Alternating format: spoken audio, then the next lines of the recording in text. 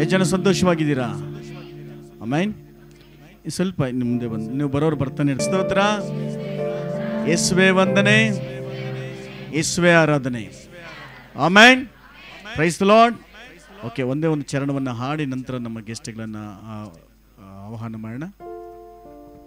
ఎంత మంచి దేవుడవయ్యా యేసయ్యా,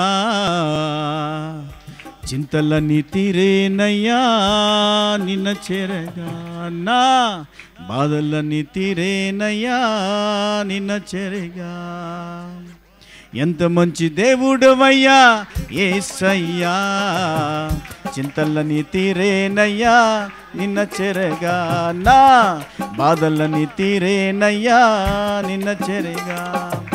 సంతోషం ఎక్కడ ఉందని, సమాధానం ఎక్కడ నాకు, సంతోషం ఎక్కడ ఉందని,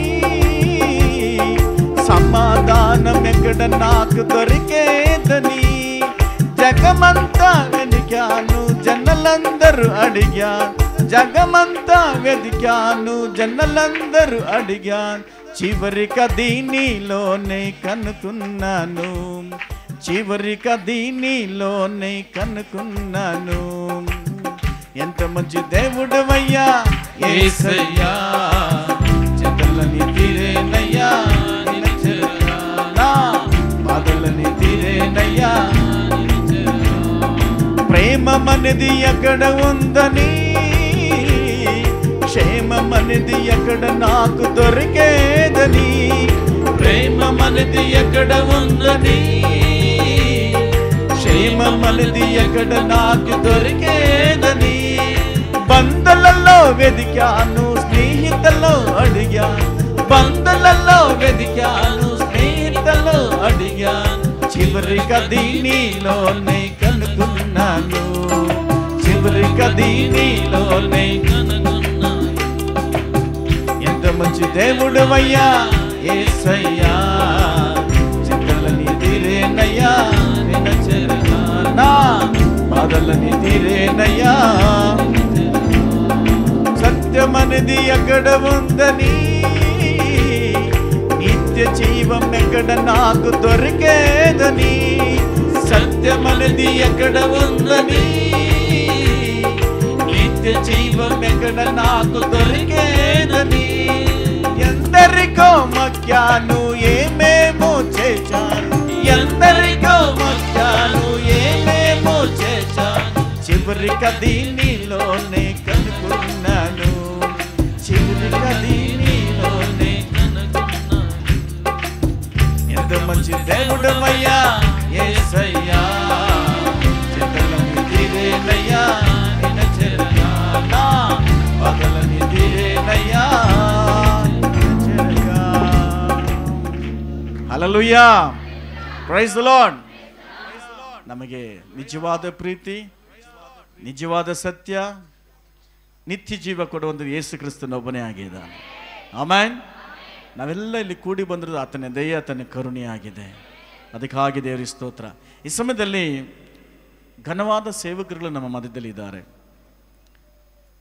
ಇವರೆಲ್ಲರೂ ಕ್ರಿಸ್ತನಿಗಾಗಿ ಪ್ರತಿಷ್ಠಾಪನೆ ಆಗಿ ಆತನ ರಾಜ್ಯಕ್ಕಾಗಿ ಉತ್ತಮ ಪಾತ್ರೆಯಾಗಿ ಉಪಯೋಗ ಮಾಡಲ್ಪಟ್ಟಂಥ ದೇವರ ಸೇವಕರುಗಳು. ಆಮೆನ್.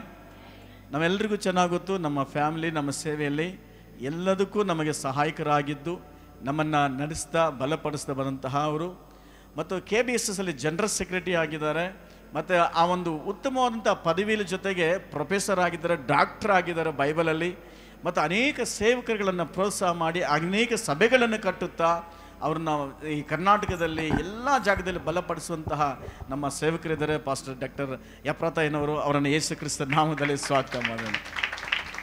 ನಾನು ಏನಾದ್ರು KBSಗೆ ಹೋಗ್ಬೇಕಂದ್ರೆ ಇವರೇ ಕಾರಣ. ಅವ್ರು ಅಲ್ಲಿಂದ ಬಂದ ತಕ್ಷಣ ಈಚೆಗೆ ಬಂದ್ಬಿಡ್ತು, ನನಗೆ ಆಗಬೇಕಾಗಿಲ್ಲ. ದೇವರಿಗೆ ಸ್ತೋತ್ರ. ಆಮೆನ್. ಯಾಕೆಂದರೆ ಅವರೊಂದು ಆತ್ಮಿಕವಾದಂಥ ಲೀಡರ್, ನಮಗೆ ಅದಕ್ಕೆ ತುಂಬ ಸಂತೋಷ.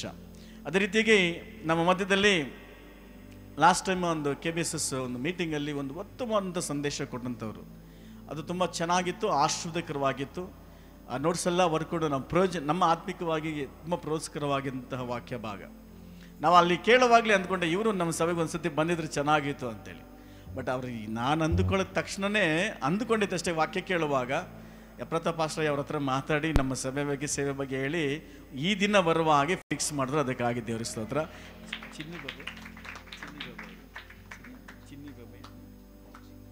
ರಂಜಿಬಾಬು ಅವ್ರ ಹೆಸರು ಸೇವಕರಂತ ರಂಜಿಬಾಬು ಅನ್ನೋ ಅಯ್ಯನವರು. ಅವರನ್ನು ಯೇಸು ಕ್ರಿಸ್ತ ನಾಮದಲ್ಲಿ ಸ್ವಾಗತ ಮಾಡ್ತೀನಿ. ಅದೇ ರೀತಿಯಾಗಿ ಇನ್ನೊಬ್ಬ ಸೇವಕರ ಜೊತೆಲಿ ಇನ್ನೊಬ್ಬರು ಸಹಾಯಕ ಸೇವಕರು ಬಂದಿದ್ದಾರೆ, ಧರ್ಮರಾಜರು ಬಂದಿದ್ದಾರೆ. ಅವರನ್ನು ಸಹ ಯೇಸು ಕ್ರಿಸ್ತನದಲ್ಲಿ ಸ್ವಾಗತ ಮಾಡ್ತೀನಿ. ಅವ್ರ ಬಗ್ಗೆ ಹೆಚ್ಚಾಗಿ ಗೊತ್ತಿರೋದು ನಮ್ಮ ಎಪ್ರತಾ ಆಗಿರೋದ್ರಿಂದ ನಾವು ಅವರನ್ನು ಮೈಕನ್ನು ಅವ್ರ ಕೈ ಕೊಡ್ತೇವೆ. ಕೊನೆಯಲ್ಲಿ ಅವರನ್ನು ಸಹ ಸನ್ಮಾನಿಸೋಣ. ಆಮೇಲೆ ದೇವರ ಪರಿಶುದ್ಧ ನಾಮಕ್ಕೆ ಸ್ತೋತ್ರವಾಗಲಿ. ನಿಮ್ಮೆಲ್ಲರಿಗೆ ಯೇಸು ಕ್ರಿಸ್ತನ ನಾಮದಲ್ಲಿ ವಂದನೆಗಳನ್ನು ಸಲ್ಲಿಸ್ತಾ ಇದ್ದೀನಿ. ನಿಮ್ಮೆಲ್ಲರನ್ನು ನೋಡಿ ನನಗೆ ತುಂಬ ಸಂತೋಷವಾಗ್ತಾ ಇದೆ. ನಿಮ್ಮ ಜೊತೆಯಲ್ಲಿ ಆರಾಧನೆ ಮಾಡುವುದು ನನಗೆ ತುಂಬ ಆಶೀರ್ವಾದಕರವಾಗಿತ್ತು. ದೇವರಿಗೆ ಸ್ತೋತ್ರವಾಗಲಿ. ಮತ್ತು ನಿಮ್ಮ ಸಾಕ್ಷಿಗಳನ್ನ ಕೇಳಿ ನನಗೆ ತುಂಬ ಸಂತೋಷ ಆಗ್ತಾ ಇದೆ. ದೇವರು ಯಾವ ರೀತಿ ಕಾರ್ಯಗಳನ್ನು ನಿಮ್ಮ ಜೀವನದಲ್ಲಿ ಮಾಡ್ತಾ ಇದ್ದಾರೆ ಅದೇ ಪ್ರೂಫು ಅಲ್ಲ. ನಮ್ಮ ದೇವರು ಜೀವಿಸುವಂಥ ದೇವರು. ಹಲ್ಲೆಲೂಯಾ. ನಮ್ಮ ದೇವರು ಜೀವಸ್ವರೂಪನಾದ ದೇವರು. ನಾವು ಬರುವಾಗಲೂ ಹೋಗುವಾಗಲೂ, ನಮ್ಮ ಕುಟುಂಬ ಜೀವನದಲ್ಲಿ, ವ್ಯಕ್ತಿಗತ ಜೀವನದಲ್ಲಿ, ನಾವು ಕೆಲಸ ಮಾಡುವಾಗಲೂ ದೇವರು ನಮ್ಮ ಜೊತೆಯಲ್ಲಿ ಇದ್ದು ಕಾಪಾಡುವಂಥವನು ಅಲ್ವಾ? ಅದೇ ಅಲ್ಲ ನೀವು ಹೇಳಿದ್ದ ಸಾಕ್ಷಿ. ಅದಕ್ಕೆ ನಾನು ದೇವರಿಗೆ ಸ್ತೋತ್ರವನ್ನು ಸಲ್ಲಿಸ್ತಾ ಇದ್ದೀನಿ. ಈ ದಿನದಲ್ಲಿ ನಿಮ್ಮ ಜೊತೆಯಲ್ಲಿ ಆರಾಧನೆ ಮಾಡಬೇಕಂತ ಘನ ಸೇವಕರು ರೆವರೆಂಡ್ ರಂಜಿಬಾಬು ಅವರು ನಮ್ಮ ಮಧ್ಯದಲ್ಲಿದ್ದಾರೆ. ಅವರು ಬಾನಸವಾಡಿ ಬೈಬಲ್ ಚರ್ಚಲ್ಲಿ ಸಭಾಪಾಲಕರಾಗಿ ಸೇವೆ ಸಲ್ಲಿಸ್ತಾ ಇದ್ದಾರೆ. ಮತ್ತು ಅವರು ಸುವಾರ್ತೆಯ ಸೇವೆಯ ಭಾರ ಉಳ್ಳ ಸೇವಕರೆಂದು ಹೇಳೋದಕ್ಕೆ ನಾನು ಇಷ್ಟಪಡ್ತಾ ಇದ್ದೀನಿ. ಅಷ್ಟು ಮಾತ್ರ ಅಲ್ಲ, ಅವರು ಕಳೆದ ಅವರ ಜೀವಮಾನದಲ್ಲಿ ಅನೇಕ ವಿಧಾನಗಳಲ್ಲಿ ಸಂಸ್ಥೆಗಳಲ್ಲಿ ಸೇವೆ ಮಾಡಿ ಸಭೆಗಳನ್ನು ಸಂಸ್ಥೆಗಳನ್ನು ಕಟ್ಟಿದವರು ಎಂದು ಹೇಳಲಿಕ್ಕೆ ನಾನು ಇಷ್ಟಪಡ್ತಾ ಇದ್ದೀನಿ. ಅಂಥವರು ನಮ್ಮ ಮಧ್ಯದಲ್ಲಿ ಬಂದಿರೋದು ತುಂಬ ಸಂತೋಷ. ಅವ್ರನ್ನ ಪಾಸ್ಟರ್ ಸತೀಶ್ ಪರವಾಗಿಯೂ ಮೌಂಟ್ ಮೋರಿಯಾ ಚರ್ಚ್ ಪರವಾಗಿಯೂ ನಾವೆಲ್ಲರೂ ಒಂದು ಸಾರಿ ಚಪ್ಪಾಳೆ ತಟ್ಟಿ ಅವ್ರನ್ನ ಆಹ್ವಾನ ಮಾಡೋಣ.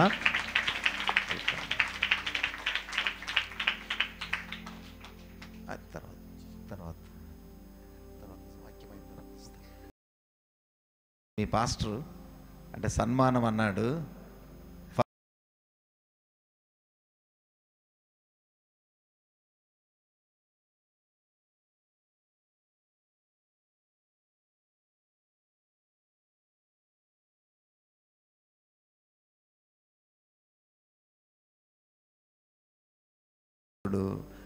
ధర్మరాజ్ గారు ఉండటం చాలా సంతోషం. ఆయన వారి సతీమణి గారు సయాక్స్ కాలేజ్ విన్నారా మీరు? అక్కడ ప్రొఫెసర్గా ఓల్డ్ టెస్ట్మెంట్ డిపార్ట్మెంట్లో హెచ్ఓడిగా ఆమె సేవ జరిగిస్తూ ఉన్నారు. తర్వాత అయ్యగారు సేవలో బానసవాడి బైబిల్ చర్చ్లో డీకన్గా, ఎల్డర్గా అంటే సంఘ పెద్దగా సేవను సల్లిస్తూ ఉన్నాడు. కాబట్టి ఆయన కూడా ఈ సమయంలో మన మధ్య ఉండటం చాలా సంతోషం. మౌంట్ మోరియా చర్చ్ పరంగా పాస్టర్ సతీష్ పరంగా మనం అందరం చప్పట్లు కొట్టి అయ్యగారిని ఆహ్వానిస్తామా? దేవునికి ಸ್ತೋತ್ರములు. మరి ಹೆಚ್ಚಿನ ಸಮಯ ತಗೊಳ್ಳದೆ ವಾಕ್ಯಕ್ಕೆ ಹೆಚ್ಚಿನ ಸಮಯ ತಗೊಳ್ಳದೆ ನಾನು ಪಾಸ್ಟರ್ ರೆವರೆಂಡ್ ರಂಜಿಬಾಬು ಅವರಿಗೆ ಈ ಸಮಯವನ್ನು ಕೊಡ್ತಾ ಇದ್ದೀನಿ. ದೇವರ ವಾಕ್ಯವನ್ನು ಅವರು ನಮ್ಮ ಜೊತೆಯಲ್ಲಿ ಹಂಚ್ತಾರೆ.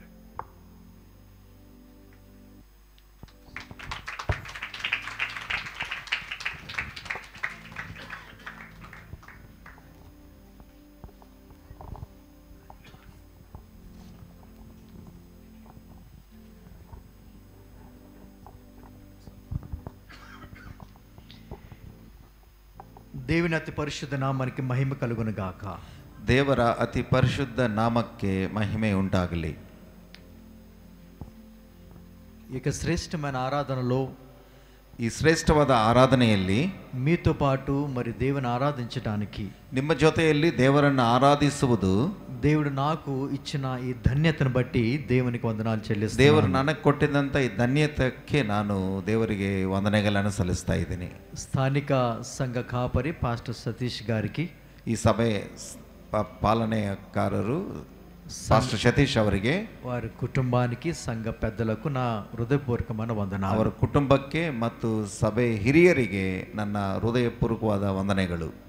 So I'll be using English and Telugu, and I requested Ayagaru to translate in Kannada because it's good to always listen in your own language. ಅಯ್ಯನವರು ಸ್ವಲ್ಪ ಇಂಗ್ಲೀಷಲ್ಲಿ ತೆಲುಗಿನಲ್ಲಿ ಹೇಳ್ತಾರೆ, ಅದಕ್ಕೆ ನಾನು ತರ್ಜುಮಾ ಮಾಡಬೇಕು ಕನ್ನಡದಲ್ಲಿ, ಯಾಕಂದರೆ ನಿಮಗೆ ಚೆನ್ನಾಗಿ ಅರ್ಥ ಆಗಬೇಕೆಂದು ತರ್ಜುಮಾ ಮಾಡ್ತಾ ಇದ್ದೀನಿ.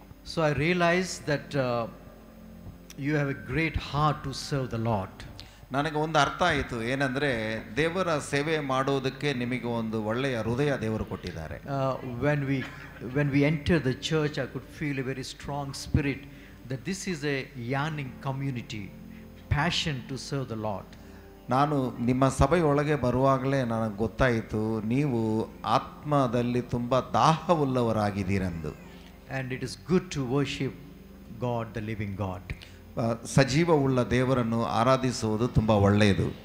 I also bring greetings from Banaswadi Bible Church, the church I'm pastoring for the last 8 years in Bangalore. ಕಳೆದ 8 ವರ್ಷಗಳಿಂದ ನಾನು ಬಾನಸವಾಡಿ ಬೈಬಲ್ ಚರ್ಚ್ನಲ್ಲಿ ಪಾಸ್ಟರ್ ಆಗಿ ಸೇವೆ ಸಲ್ಲಿಸ್ತಾ ಇದ್ದೀನಿ. ಅವರ ಪರವಾಗಿ ನಾನು ನಿಮಗೆ ಶುಭವನ್ನು ತರುತ್ತಾ ಇದ್ದೀನಿ. And sometimes we can be complacent pastoring a English congregation in a city with all the infrastructure. ಕೆಲವೊಂದು ಸಾರಿ ನಮ್ಮ ಸೇವೆಯಲ್ಲಿ ಒಂದು ಇಂಗ್ಲಿಷ್ ಸಭೆಯನ್ನು ನಡೆಸುವುದರಲ್ಲಿ ಆಧುನಿಕ ತಂತ್ರಜ್ಞ ಒಂದಿಗೆ ನಾವು ಆರಾಧನೆ ಮಾಡ್ತಾ ಇರ್ತೀವಿ. We have a huge facility. ನಮಗೆ ಸದುಪಯೋಗಗಳು ಇದೆ. We use all the digital media. ನಾವು ಡಿಜಿಟಲ್ ಮೀಡಿಯಾನ ಯೂಸ್ ಮಾಡ್ತೀವಿ. We have place for children's classes. ಮತ್ತು ಮಕ್ಕಳಿಗೆ ಅಂತ ಅವರಿಗೆ ತರಬೇತಿಗಳಿದೆ. We have offices people to work in. ಒಂದು ಜನಗಳು ಕೆಲಸ ಮಾಡುವುದಕ್ಕೆ ಆಫೀಸಸ್ಸು ಇದೆ. So all that looks very big and large. ಅದು ತುಂಬ ದೊಡ್ಡದಾಗಿ ಕಾಣಿಸ್ತದೆ. But do you know what I want to say this morning to you? ಇವತ್ತು ಬೆಳಗಿನ ಸಮಯದಲ್ಲಿ ನಾನು ನಿಮ್ಮ ಜೊತೆಲಿ ಒಂದು ವಿಷಯ ಹೇಳ್ತೀನಿ. Your church is much more richer in spiritual than what we are. ನಿಮ್ಮ ಸಭೆ ನಮ್ಮ ಸಭೆಗಿಂತ ಆತ್ಮಿಕವಾಗಿ ತುಂಬ ಐಶ್ವರ್ಯವಂತರಾಗಿದ್ದೀರಾ. I was deeply impressed the way you're sitting in an order and singing, sharing, and the prayer time, and how you have an attitude towards God. ನೀವು ಯಾವ ರೀತಿ ಕ್ರಮಶಿಕ್ಷಣೆಯಿಂದ ಕೂತಿಕೊಂಡು ಹಾಡುಗಳನ್ನಾಡುತ್ತಾ ಆರಾಧನೆ ಮಾಡುತ್ತಾ ಇರುವುದು ನೋಡಿ ನನಗೆ ತುಂಬ ಸಂತೋಷವಾಗ್ತಾ ಇದೆ. And I'm sure God has a greater plan and a greater purpose for your church. ನಿಮ್ಮ ಸಭೆಗೆ ದೇವರಿಗೆ ಬಹಳ ಉನ್ನತವಾದ ಪ್ರಣಾಳಿಕೆಗಳಿದೆ ಅಂತ ನಾನು ಹೇಳ್ತಾ ಇದ್ದೀನಿ. Remember, we are God's people. ಒಂದು ಜ್ಞಾಪಕ ಮಾಡಿಕೊಳ್ಳಿ, ನಾವೆಲ್ಲರೂ ದೇವರ ಮಕ್ಕಳು. And we become the church of God. ನಾವೆಲ್ಲರೂ ಸೇರಿದರೇನೆ ದೇವರ ಸಭೆ ಆಗೋದು. And Jesus says, I will build my church. ಯೇಸು ಸ್ವಾಮಿ ಹೇಳ್ತಾ ಇದ್ದಾರೆ, ನಾನು ನನ್ನ ಸಭೆಯನ್ನು ಕಟ್ಟುತ್ತೀನಿ ಎಂದು. No gates of hell can prevail against the ಮತ್ತು church. ಅಂಧಕಾರ ಸಂಬಂಧವುಳ್ಳ ದ್ವಾರಗಳು ಅದರ ಮುಂದೆ ನಿಂತುಕೊಳ್ಳುವುದಕ್ಕಾಗಲ್ಲ ಅಂತ ಹೇಳ್ತಾರೆ. There may be opposition. ಅದು ಒಂದು ವೇಳೆ ಎದುರುಗಡೆ ಇರಬಹುದು. There may be persecution. ಮರೆ ಹಿಂಸೆ ಇರಬಹುದು. There may be trouble. ಮತ್ತು ತೊಂದರೆಗಳು ಇರಬಹುದು. But let me remind you, the church of God in this place. ಆದರೆ ಒಂದನ್ನು ನಿಮ್ಮನಿಗೆ ಜ್ಞಾಪಕ ಮಾಡುತ್ತೇನೆ, ಈ ಸ್ಥಳದಲ್ಲಿ ದೇವರ ಸಭೆ. Nothing can stop the work of the Lord. ದೇವರ ಸಭೆಯನ್ನು ದೇವರ ಕೆಲಸವನ್ನು ಯಾವುದು ನಿಲ್ಲಿಸುವುದಕ್ಕಾಗುವುದಿಲ್ಲ. Nothing can touch your faith unless you give off your faith. ನೀವು ಆ ವಿಶ್ವಾಸವನ್ನು ಬಿಟ್ಟುಕೊಟ್ರೆ ಮತ್ತೆ ಇಲ್ಲದಿದ್ರೆ ಯಾರು ನಿಮ್ಮ ವಿಶ್ವಾಸವನ್ನು ಮುಟ್ಟಕ್ಕಾಗುವುದಿಲ್ಲ. So I urge you this morning, ನಾನು ಈ ಬೆಳಗಿನ ಸಮಯದಲ್ಲಿ ನಿಮಗೆ ಒಂದು ಪ್ರೋತ್ಸಾಹ ಮಾಡ್ತಾ ಇದ್ದೇನೆ. be faithful to the Lord. ದೇವರಿಗೆ ನಂಬಿಕೆಯಾಗಿರಿ. And that's what I'm going to share very briefly this morning. ಅದೇ ಈ ಬೆಳಗಿನ ಸಮಯದಲ್ಲಿ ನಿಮ್ಮ ಜೊತೆಲಿ ನಾನು ಹಂಚಿಕೊಳ್ಳಬೇಕಂತಿದ್ದೀನಿ. So may God continue to bless you and enrich you in your spiritual walk with Him. ದೇವರು ನಿಮ್ಮ ಆತ್ಮಿಕ ಜೀವನದಲ್ಲಿ ದೇವರು ನಿಮ್ಮನ್ನು ಹೆಚ್ಚಾಗಿ ಆಶೀರ್ವದಿಸಿ ಬಲಪಡಿಸಲಿ. And be the people God wants you to be. ದೇವರಿಗೆ ಮೆಚ್ಚುಗೆಯಾದ ಮಕ್ಕಳಾಗಿ ಇರಿ. Please turn your Bibles to the book of Numbers in the Old Testament. ಸಂಖ್ಯಾಕಾಂಡಮು. ಅರಣ್ಯಕಾಂಡಕ್ಕೆ ನಾವು ಪುಸ್ತಕವನ್ನು ತೆಗೆಯೋಣ. Numbers chapter 12 verse 1 to 13. 12ನೇ అధ్యాయ 1 ರಿಂದ 13 తనక. మీలో కొంతమంది తెలుగు మీకు అర్థమవుతుంది, కానీ నా తెలుగు మీ తెలుగులా లేదు, అందుకే నేను అయ్యగారికి చెప్పాను. ఎందుకంటే మీరందరూ బైబిల్స్ తెచ్చుకున్నారు, చాలా సంతోషం. మా చర్చిలో ఇది తక్కువైపోయింది, ఇంకో బైబిల్ ఉంటా తెలుసా. సో నేను ఏమంటానంటే please turn your Bibles with pages ಅಂತಾನು.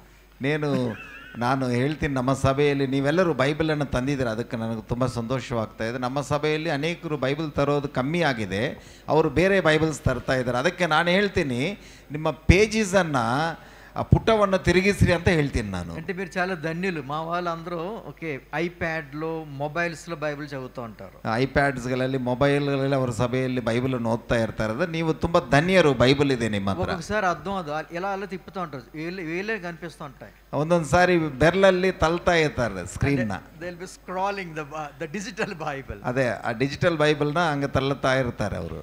సో డిజిటల్ బైబిల్ తెచ్చుకోవడం మంచిదే, కానీ నేను మాత్రము దేవుడు మనకిచ్చిన ఈ ఫిజికల్ బైబిల్ మనము చేత ఉంచాలి. ಡಿಜಿಟಲ್ ಬೈಬಲ್ ತರೋದು ಒಳ್ಳೆಯದೇ, ಏನು ತಪ್ಪಿಲ್ಲ, ಆದರೆ ನಾನು ಮಾತ್ರ ಇದನ್ನು ಯಾವಾಗಲೂ ಬಿಡೋದಿಲ್ಲ. సో యంగ్స్టర్స్, యవనస్తులారా, మీరు ఈ శోధనలో పడవద్దు. సో యవనస్తురే, నిమಗೊಂದು ಮಾತು ಹೇಳ್ತೀನಿ, ಈ ಶೋಧನೆಯಲ್ಲಿ ಬೀಳಬೇಡ. ఒక చర్చిలో ఒక యవనస్తురాలు మొబైల్లో బైబిల్ చూస్తుందట. ಒಬ್ಬ ಸಭೆಯಲ್ಲಿ ಒಬ್ಬ ಹುಡುಗಿ, యవనస్త ಹುಡುಗಿ ಮೊಬೈಲಲ್ಲಿ బైబిల్ని ನೋಡ್ತಾ ಇದ್ದಾರೆ. పాస్టర్ గారు ప్రసంగం చేస్తున్నారు, ಪಾಸ್ಟರ್ ಪ್ರಸಂಗ ಮಾಡ್ತಾ ಇದ್ದಾರೆ. పాస్టర్ గారి పేరు పీటర్ గారు. ಪಾಸ್ಟರ್ ಅವರ ಹೆಸರು ಪೀಟರ್ ಅಂತ. సో పాస్టర్ గారి ఫోన్ ఆదివారం బంద్ ఉంటుంది. ಪಾಸ್ಟರ್ ಫೋನನ್ನು ಭಾನುವಾರ ಬಂದ್ ಮಾಡ್ತಾರೆ. ఆయనేమో మంచి ప్రసంగం చేస్తున్నాడు, ಆತನು ಒಳ್ಳೆ ಪ್ರಸಂಗಗಳನ್ನು ಮಾಡ್ತಾ ಇದ್ದಾರೆ. పాస్టర్ ప్రసంగం చేస్తున్నప్పుడు వాక్యం చదవమంటే మరి వాక్యం రిఫరెన్స్ ఇస్తే అప్పుడు బైబిల్ కూడా అది ఓపెన్ చేసింది. ಸೊ ರೆಫರೆನ್ಸ್ ಕೊಟ್ಟಾಗ ಅದನ್ನು ಓಪನ್ ಮಾಡಿ ಓದ್ತಾ ಇದ್ದಾರೆ. ఇప్పుడు మరి బైబిల్ ఓపెన్ చేయాలంటే మొబైల్లో ఇంటర్నెట్ కావాలి. ಸೊ ಮೊಬೈಲಲ್ಲಿ ಬೈಬಲ್ ಓಪನ್ ಮಾಡಬೇಕಂದ್ರೆ ಇಂಟರ್ನೆಟ್ ಬೇಕು. ఓకే, మొబైల్ డేటా కావాలి, లేకపోతే ఇంటర్నెట్ కావాలి. ಮೊಬೈಲ್ ಡೇಟಾ ಅಥವಾ ಇಂಟರ್ನೆಟ್ ಬೇಕಾಗಿದೆ. ఒకవేళ ఇంటర్నెట్ ఆన్ అయిపోతే ಕೆಲವರಿಗೆ ಇಂಟರ್ನೆಟ್ ಆನ್ ಆಗುತ್ತೆ, బైబిల్తో పాటు మిగతా యాప్స్ కూడా యాక్టివేట్ అయిపోతాయి. ಆ ಬೈಬಲ್ ಜೊತೆಯಲ್ಲಿ ಬೇರೆ ಆ್ಯಪ್ಸ್ನು ಓಪನ್ ಆಗುತ್ತೆ. మీ యవనస్తులకు బాగా తెలిసేది, యవనస్తులకు ಚೆನ್ನಾಗಿ ಗೊತ್ತು. వాట్సాప్ ಮೆಸೇಜ್ వచ్చిందనుకో, ವಾಟ್ಸಪ್ ಮೆಸೇಜ್ ಜೊತೆಯಲ್ಲಿ ఎలా వస్తుంది, టక్కనే ಒಂದು ಬರುತ್ತೆ ಈ ರೀತಿ.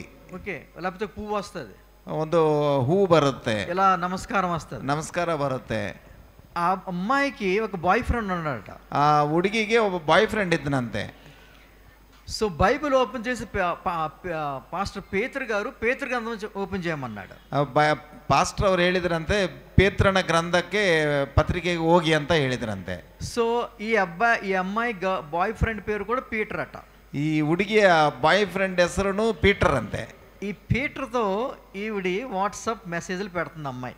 ಇವರಿಗೆ ವಾಟ್ಸಪ್ ಮೆಸೇಜಸ್ ಕಳಿಸ್ತಾ ಇದ್ದಾರೆ. హలో, హీ, నెమ్మదిగా హలో నుంచి అక్కడి నుంచి అక్కడి వరకు కిస్సెస్ వరకు వెళ్ళిపోయి. ಸೊ ಒಂದು ಹಲೋ ಅಂತ ಹೇಳುವುದರಿಂದ ಮತ್ತೆ ಮುದ್ದು ಕೊಡೋಷ್ಟರಲ್ಲಿಗೆ ಹೋಗಿತ್ತು.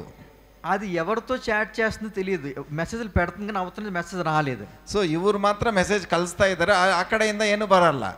ఏ పీటర్ చూసుకోలేదు, ಏನು ಹೆಸರಂತನೂ ನೋಡ್ಕೊಂಡಿಲ್ಲ. ಇದೇಂಟಿ ಇన్ని ಮೆಸೇಜ್ పెట్టినా పీటర్ జవాబు ఇస్తలేదు అనుకుంది. ಸೊ ಅವ್ರು ಯೋಚನೆ ಮಾಡಿದ್ರು, ನಾನು ಎಷ್ಟು ಮೆಸೇಜ್ ಕೊಡ್ತಾ ಇದ್ರು ಇವರು ಏನು ನನಗೆ ಜವಾಬ್ ಕೊಡ್ತಾ ಇಲ್ಲ ಅಂತ ಯೋಚನೆ ಮಾಡಿದಾರಂತೆ. చాలా కోపం వచ్చేసింది అమ్మాయికి. ಆ ಹುಡುಗಿಗೆ ತುಂಬಾ ಕೋಪ ಬಂದ್ಬಿಡ್ತಂತೆ. చర్చ అయిన తర్వాత వెళ్ళి 2 లంపకాయలు ఇస్తాను అనుకుంది. ಚರ್ಚ್ ಆದ್ಮೇಲೆ ಹೋಗಿ 2 ಕೊಡ್ತೀನಿ ಅವ್ರಿಗೆ ಅಂತ ಅನ್ಕೊಂಡು మెసేజ్లు పెడుతున్నాను, పాస్టర్ గారు ప్రసంగం చేస్తే నేను నీకు ప్రసంగం నువ్వు జవాబు చెప్తలేదేట. ಸೊ ಪಾಸ್ಟರ್ ಅವ್ರು ಪ್ರಸಂಗ ಮಾಡ್ತಾ ಇದ್ರೆ ನಾನು ನಿನಗೆ ಸಂದೇಶ ಕಳಿಸ್ತಾ ಇದ್ದೆ, ನೀನು ಉತ್ತರ ಕೊಡ್ತಾ ಇಲ್ಲ ಅಂತ ಯೋಚನೆ ಮಾಡಿದ್ರು. ఇప్పుడు ఏమైందో తెలుసా, ಏನಾಯ್ತು ಗೊತ್ತಾ, ఆ అమ్మాయి పాస్టర్ పీటర్ గారికి మెసేజ్లు పెడుతుంది. ಆ ಹುಡುಗಿ ಯಾರಿಗೆ ಮೆಸೇಜ್ ಕಳಿಸ್ತಾ ಇದ್ದಾರೆ, ಪಾಸ್ಟರ್ ಪೀಟರ್ಗೆನೆ ಕಳಿಸ್ತಾ ಇದ್ದಾರೆ. ఆయన పీటర్, బాయ్ ఫ్రెండ్ కూడా పీటరే. ಅವ್ರ ಹೆಸರು ಪೀಟರೇ ಮತ್ತು ಬಾಯ್ ಫ್ರೆಂಡ್ ಹೆಸರು ಪೀಟರೇ. సో జాగ్రత్త సుమా. ಸೊ ಜಾಗೃತಿಯಾಗಿರ್ಬೇಕು ನಾವು. ఓకే, జీవ గ్రంథముతో మనము రాజీ పడకూడదు. ಇದರ ವಿಷಯದಲ್ಲಿ ನಾವು ಬಿಟ್ಟುಕೊಡಬಾರದು.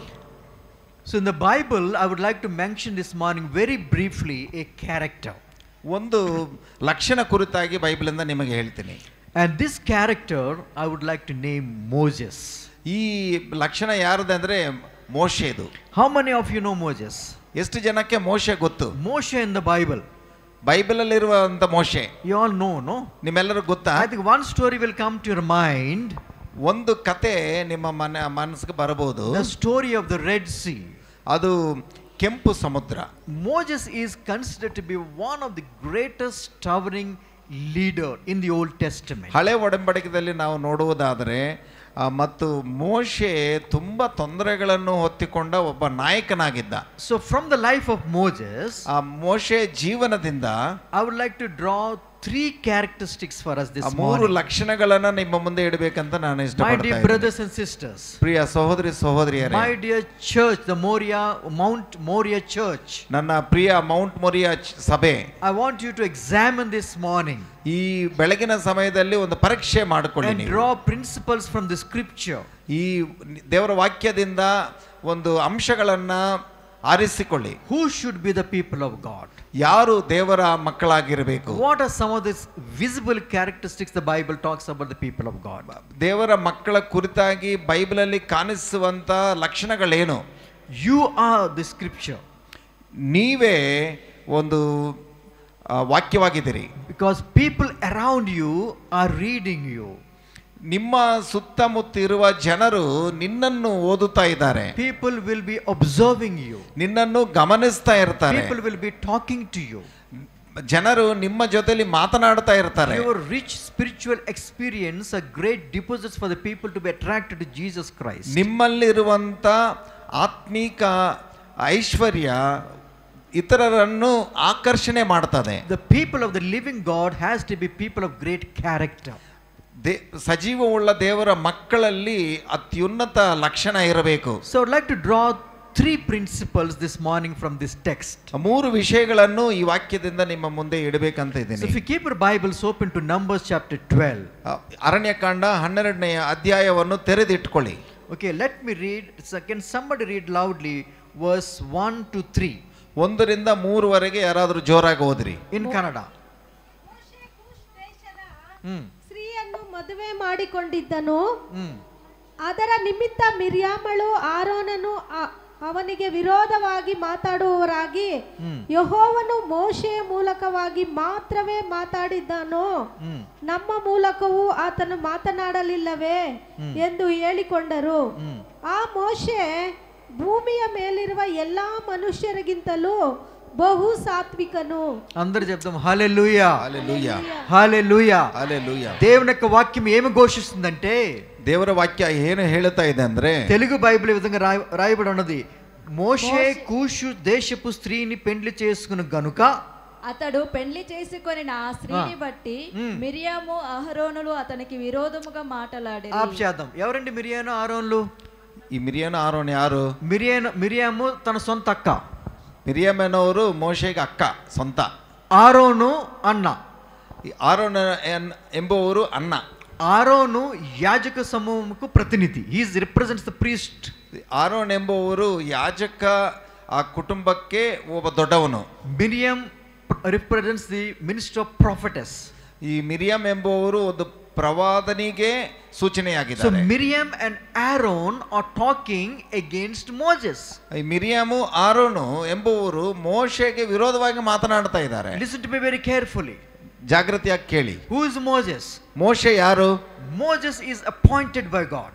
ಮೋಶೆ ದೇವರಿಂದ ನೇಮಿಸಲ್ಪಟ್ಟವರು. Moses has been elevated to the great leadership to lead his people. ದೇವರ ಮಕ್ಕಳನ್ನು ನಡೆಸುವುದಕ್ಕೆ ದೇವರು ಆತನನ್ನು ಹೆಚ್ಚಿಸಿದ್ದಾನೆ. God appeared to Moses in the burning bush. మరి ఈ అగ్నిలో మరి మోషేకు దేవుడు ప్రత్యక్షమైనాడు. So God told to Moses, ದೇವರು ಮೋಶೆಗೆ ಹೇಳಿದ್ದೇನೆಂದ್ರೆ, I have chosen you to go to Egypt. ನಾನು ನಿನ್ನನ್ನು ಐಗುಪ್ತ ದೇಶಕ್ಕೆ ಕಳಿಸ್ತಾ ಇದ್ದೀನಿ. I heard the cry of my people. ನನ್ನ ಮಕ್ಕಳ ಅವರು ಅಳುವುದು ನಾನು ಕೇಳಿದ್ದೀನಿ. They are living in bondage and slavery. ಅವರು ಬಂಧನದಲ್ಲಿ ಜೀವಿಸ್ತಾ ಇದ್ದಾರೆ. Their cry has come to me. ಅವರು ಅಳುವುದು ನಾನು ಕೇಳಿದ್ದೀನಿ. I want to liberate my people. ಅವರನ್ನ ಬಿಡುಗಡೆ ಮಾಡಬೇಕಂತಿದ್ದೀನಿ. So I want you to be my representative. ನನ್ನ ಬಗ್ಗೆ ಅವರ ಮಧ್ಯದಲ್ಲಿ ನೀನು ನಿಲ್ಲಬೇಕಂತ ದೇವರು ಹೇಳಿದರು. See, Moses was from the same place 40 years back. 40 ವರ್ಷಗಳ ಮುಂದೆ ಮೋಶೆ ಅಲ್ಲೇ ಇದ್ದ. He was raised up in the Pharaoh's palace. ಮತ್ತೆ ಫರೋ ಆತನ ರಾಜನಗರದಲ್ಲೇ ಆತನು ಬೆಳೆದಿದ್ದ. He was in Hebrew. ಆತನು ಹಿಬ್ರೂ ಅವನಾಗಿದ್ದ. He knows Yahweh. ಅವನಿಗೆ ಯಾಹ್ವೆ ದೇವರು ಗೊತ್ತು. And he saw his people how they have been persecuted in Egypt. ಐಗುಪ್ತ ದೇಶದಲ್ಲಿ ದೇವರ ಮಕ್ಕಳು ಯಾವ ರೀತಿ ಹಿಂಸೆಯನ್ನು ಹೊಂದುತ್ತಾ ಇದ್ದಿದ್ದು ಆತನಿಗೆ ಗೊತ್ತಿತ್ತು. So one day he saw a Egyptian having an argument with an Hebrew. ಒಬ್ಬನು ಒಂದು ದಿನ ಐಗುಪ್ತ ದೇಶವನ್ನು ಹೆಬ್ರಿಯವರೊಂದಿಗೆ ಒಂದು ತರ್ಕವಾದವನ್ನು ಮಾಡುವುದು ನೋಡಿದ. So Moses became very angry. ಮೋಸಸ್ಗೆ ತುಂಬಾ ಕೋಪ ಬಂದು, So he went in between and finally that man was killed. ಅವರ ಮಧ್ಯದಲ್ಲಿ ಹೋಗಿ ಮಾತನಾಡುತ್ತಾ ಆ ಮನುಷ್ಯನನ್ನು ಸಾಯಿಸಿಬಿಟ್ರು. So Moses ran away. ಅದಕ್ಕೆ ಮೋಶೆ ಅಲ್ಲಿಂದ ಓಡೋಗ್ಬಿಟ್ಟ. 40 years he was in the desert. 40 ವರ್ಷಗಳ ಕಾಲ ಅರಣ್ಯದಲ್ಲಿದ್ದ. And he became a shepherd boy. ಆತನು ಕುರುಬನು ಆಗಬಿಟ್ಟ. And now God appears to him through the burning bush. ಇವಾಗ ಆತನಿಗೆ ದೇವರು ಕಾಣಿಸಿಕೊಂಡಿದ್ದಾನೆ ಈ ಬೆಂಕಿಯ ಮುಖಾಂತರ. Listen to me carefully. ಜಾಗೃತಿಯಾಗಿ ಕೇಳಿ. God telling to Moses, ದೇವರು ಮೋಶೆಗೆ ಹೇಳೋದೇನೆಂದ್ರೆ, go to Egypt. ಐಗುಪ್ತ ದೇಶಕ್ಕೆ ಹೋಗಿ ಅಂತ. How does it apply to us this morning? ಅದು ನಮಗೇನು ಅನಿಸ್ತದೆ ಇವತ್ತು ಬೆಳಗ್ಗೆ? God has healed you. ದೇವರು ನಿನ್ನನ್ನು ನಡೆಸುವವನು. God has saved you. ನಿನ್ನನ್ನು ಆತನು ರಕ್ಷಿಸಿದ್ದಾನೆ. God has given the gift of salvation. ದೇವರು ಒಂದು ರಕ್ಷಣೆಯ ಬಹುಮಾನವನ್ನು ನಿನಗೆ So ದಯಪಾಲಿಸಿದ್ದಾನೆ. you sit here as a liberated people. ನೀವು ರಕ್ಷಣೆ ಹೊಂದಿದವರಾಗಿ, ಬಿಡುಗಡೆ ಹೊಂದಿದವರಾಗಿ ಇಲ್ಲಿ ಕೂತಿದ್ದೀರಾ. Experience the goodness and faithfulness of God. ದೇವರ ಉತ್ತಮತನವನ್ನು, ನಂಬಿಕೆತನವನ್ನು ನೀವು ಅನುಭವಿಸ್ತಾ ಇದ್ದೀರಾ. All your testimonies are magnifying God and God of the scripture. ನೀವು ಹೇಳಿದ ಎಲ್ಲಾ ಸಾಕ್ಷಿಗಳು ದೇವರೆಯನ್ನು ಮಹಿಮೆ ಪಡಿಸ್ತಾ ಇದೆ. But sometimes God will ask you to go and testify among the people where they rejected you. So ಒಂದೊಂದು ಸಾರಿ ದೇವರು ನಿಮ್ಮ ಜೊತೆಲಿ ಮಾತನಾಡ್ತಾರೆ ಅಂದ್ರೆ, ನೀವು ಜನರು ತಳ್ಳಲ್ಪಟ್ಟ ಜನರ ಹತ್ರ ಹೋಗಿ ಅಲ್ಲಿ ಸಾಕ್ಷಿಯಾಗಿರಂದ. So Moses said to God, ಮೋಶೆ ದೇವರಿಗೆ ಹೇಳ್ತಾ ಇದ್ದಾನೆ, God, how he was a little bit fumbling. ಆತನಿಗೆ ಒಂದು ಮಾತನಾಡುವುದಕ್ಕೆ Actually Moses said, God, you know, I stammer, you know. ನನಗೆ నాకు నత్తి ఉందని అన్నాడు మోషే. So నాకు నత్తయ్యా, నన్ను ఎలా పంపిస్తున్నావు అంటాడు. నాకు మాట్లాడేకి సరిగా మాటలు రావు, నన్ను ఎందుకు పంపిస్తున్నావు? You know what God says? ದೇವರು ಹೇಳಿದ ಏನು ಗೊತ್ತಾ? Moses, ಮೋಶೆ, who gave you the tongue? ನಿನಗೆ ಈ ಮಾತು ನಾಲಿಗೆ ಕೊಟ್ಟಿದ್ದು ಯಾರು? I'll strengthen you. ನಾನು ನಿನ್ನನ್ನು ಬಲಪಡಿಸ್ತೇನೆ. Aaron as assistant. ಆರೋನನ್ನ ಇವರಿಗೆ ಸಹಾಯಕನಾಗಿ ದಯಪಾಲಿಸಿದರು. So Moses was designated to lead his people from the bondage of the Egyptian to the land of Canaan. So ಈ ಐಗುಪ್ತ ದೇಶದಲ್ಲಿ ದೇವರ ಬಂಧನದಲ್ಲಿದ್ದಾರೆ, ಅವರನ್ನು ಬಿಡುಗಡೆ ಮಾಡಿ ಕಾನಾನು ದೇಶಕ್ಕೆ ನಡೆಸುವುದಕ್ಕೆ ದೇವರು ಮೋಶೆನನ್ನ ನೇಮಿಸುತ್ತಾ ಇದ್ದಾರೆ. So why I'm telling this one, to get who Moses is. ನಾನು ಇದನ್ನು ಯಾಕೆ ಹೇಳ್ತಾ ಇದ್ದೇನೆ ಅಂದ್ರೆ, ಮೋಶೆ ಯಾರು ಎಂದು ನಿಮಗೆ ಗೊತ್ತಾಗಬೇಕು. If you read Numbers chapter 11 verse 21, ಈ ಅರಣ್ಯಕಾಂಡ 11ನೇ ಅಧ್ಯಾಯ 20 ವಚನ ಓದುವುದಾದರೆ, ಬೈಬಲ್ ಹೇಳ್ತಾ ಇದೆ, Moses was a leader. Yes, ಚದೋಣ. ಅದಕ್ಕೆ ಮೋಶೆ, ನನ್ನ ಸಂಗಡ ಇರುವ ಜನರು 6 ಲಕ್ಷ ಕಾಲಾಳುಗಳು, ಆದಾಗ್ಯೂ ನೀನು ಇರುವ ಪೂರ 1 ತಿಂಗಳು ತಿನ್ನುವಷ್ಟು ಮಾಂಸವನ್ನು ಕೊಡುತ್ತೇನೆ. ఎంతమంది నడిపిస్తున్నాడు మోషే? ಎಷ್ಟು ಜನರನ್ನು ನಡೆಸ್ತಾ ಇದ್ದಾರೆ? He was a leader for 1 lakh men foot. 1 lakh ಪುರುಷರು ನಡೆಯುತ್ತಾ ಇದ್ರು. Pastor Satish, associates you have? Pastor ಸತೀಶ್ಗೆ 15 ಜನ ಸಹ ಸೇವಕರಿದ್ದಾರಂತೆ. How many members? I think 300 people sitting today. ಇವತ್ತು ಒಂದು 300 ಜನ ಕೂತಿದ್ದಾರೆ ಇಲ್ಲಿ. Pastor తెలిసి ఎన్ని కష్టాలు 300 మంది నడిపించాలంటే, 300 ಜನನ ನಡೆಸಬೇಕಂದ್ರೆ ಎಷ್ಟು ಕಷ್ಟ ಅಂತ ಪಾಸ್ಟರ್ಗೆ ಗೊತ್ತು. 15 ನಾಯకులను నడిపించాలంటే ఆయనకు తెలుసు. 15 ಸಹ ಸೇವಕರನ್ನ ನಡೆಸಬೇಕಂದ್ರೆ ಎಷ್ಟು ಕಷ್ಟ ಅಂತ ಆತನಿಗೆ ಗೊತ್ತು. ఆయన ఎన్ని బీపీ టాబ్లెట్లు వేసుకుంటాడో మీకు తెలియదు. ಅವರು ಎಷ್ಟು ಬಿಪಿ ಟ್ಯಾಬ್ಲೆಟ್ಸ್ ಹಾಕೊಂತಾ ಇದ್ದಾರೆ ನಿಮಗೆ ಗೊತ್ತಿಲ್ಲ. ఎన్నిసార్లు నిద్ర లేకుండా ఉంటున్నాడో తెలియదు మీకు. ಎಷ್ಟು ಸಾರಿ ನಿದ್ರೆ ಇದ್ದಾರೋ ಗೊತ್ತಿಲ್ಲ ನಿಮಗೆ. నా ప్రజలు, ನನ್ನ ಜನ, వాళ్ళని పోషించాలి, ಅವರನ್ನ ಪೋಷಿಸಬೇಕು, వాళ్ళని బలపరచాలి, ಅವರನ್ನ ಬಲಪಡಿಸಬೇಕು, వాక్యం చెప్పాలి. ದೇವರ ವಾಕ್ಯ ಹೇಳಬೇಕು. వాళ్ళ కష్టంలో ఉంటే వాళ్ళు ఆదుకోవాలి. ಅವರ ಕಷ್ಟದಲ್ಲಿ ಆದುಕೊಳ್ಳಬೇಕು. That's what the leader is.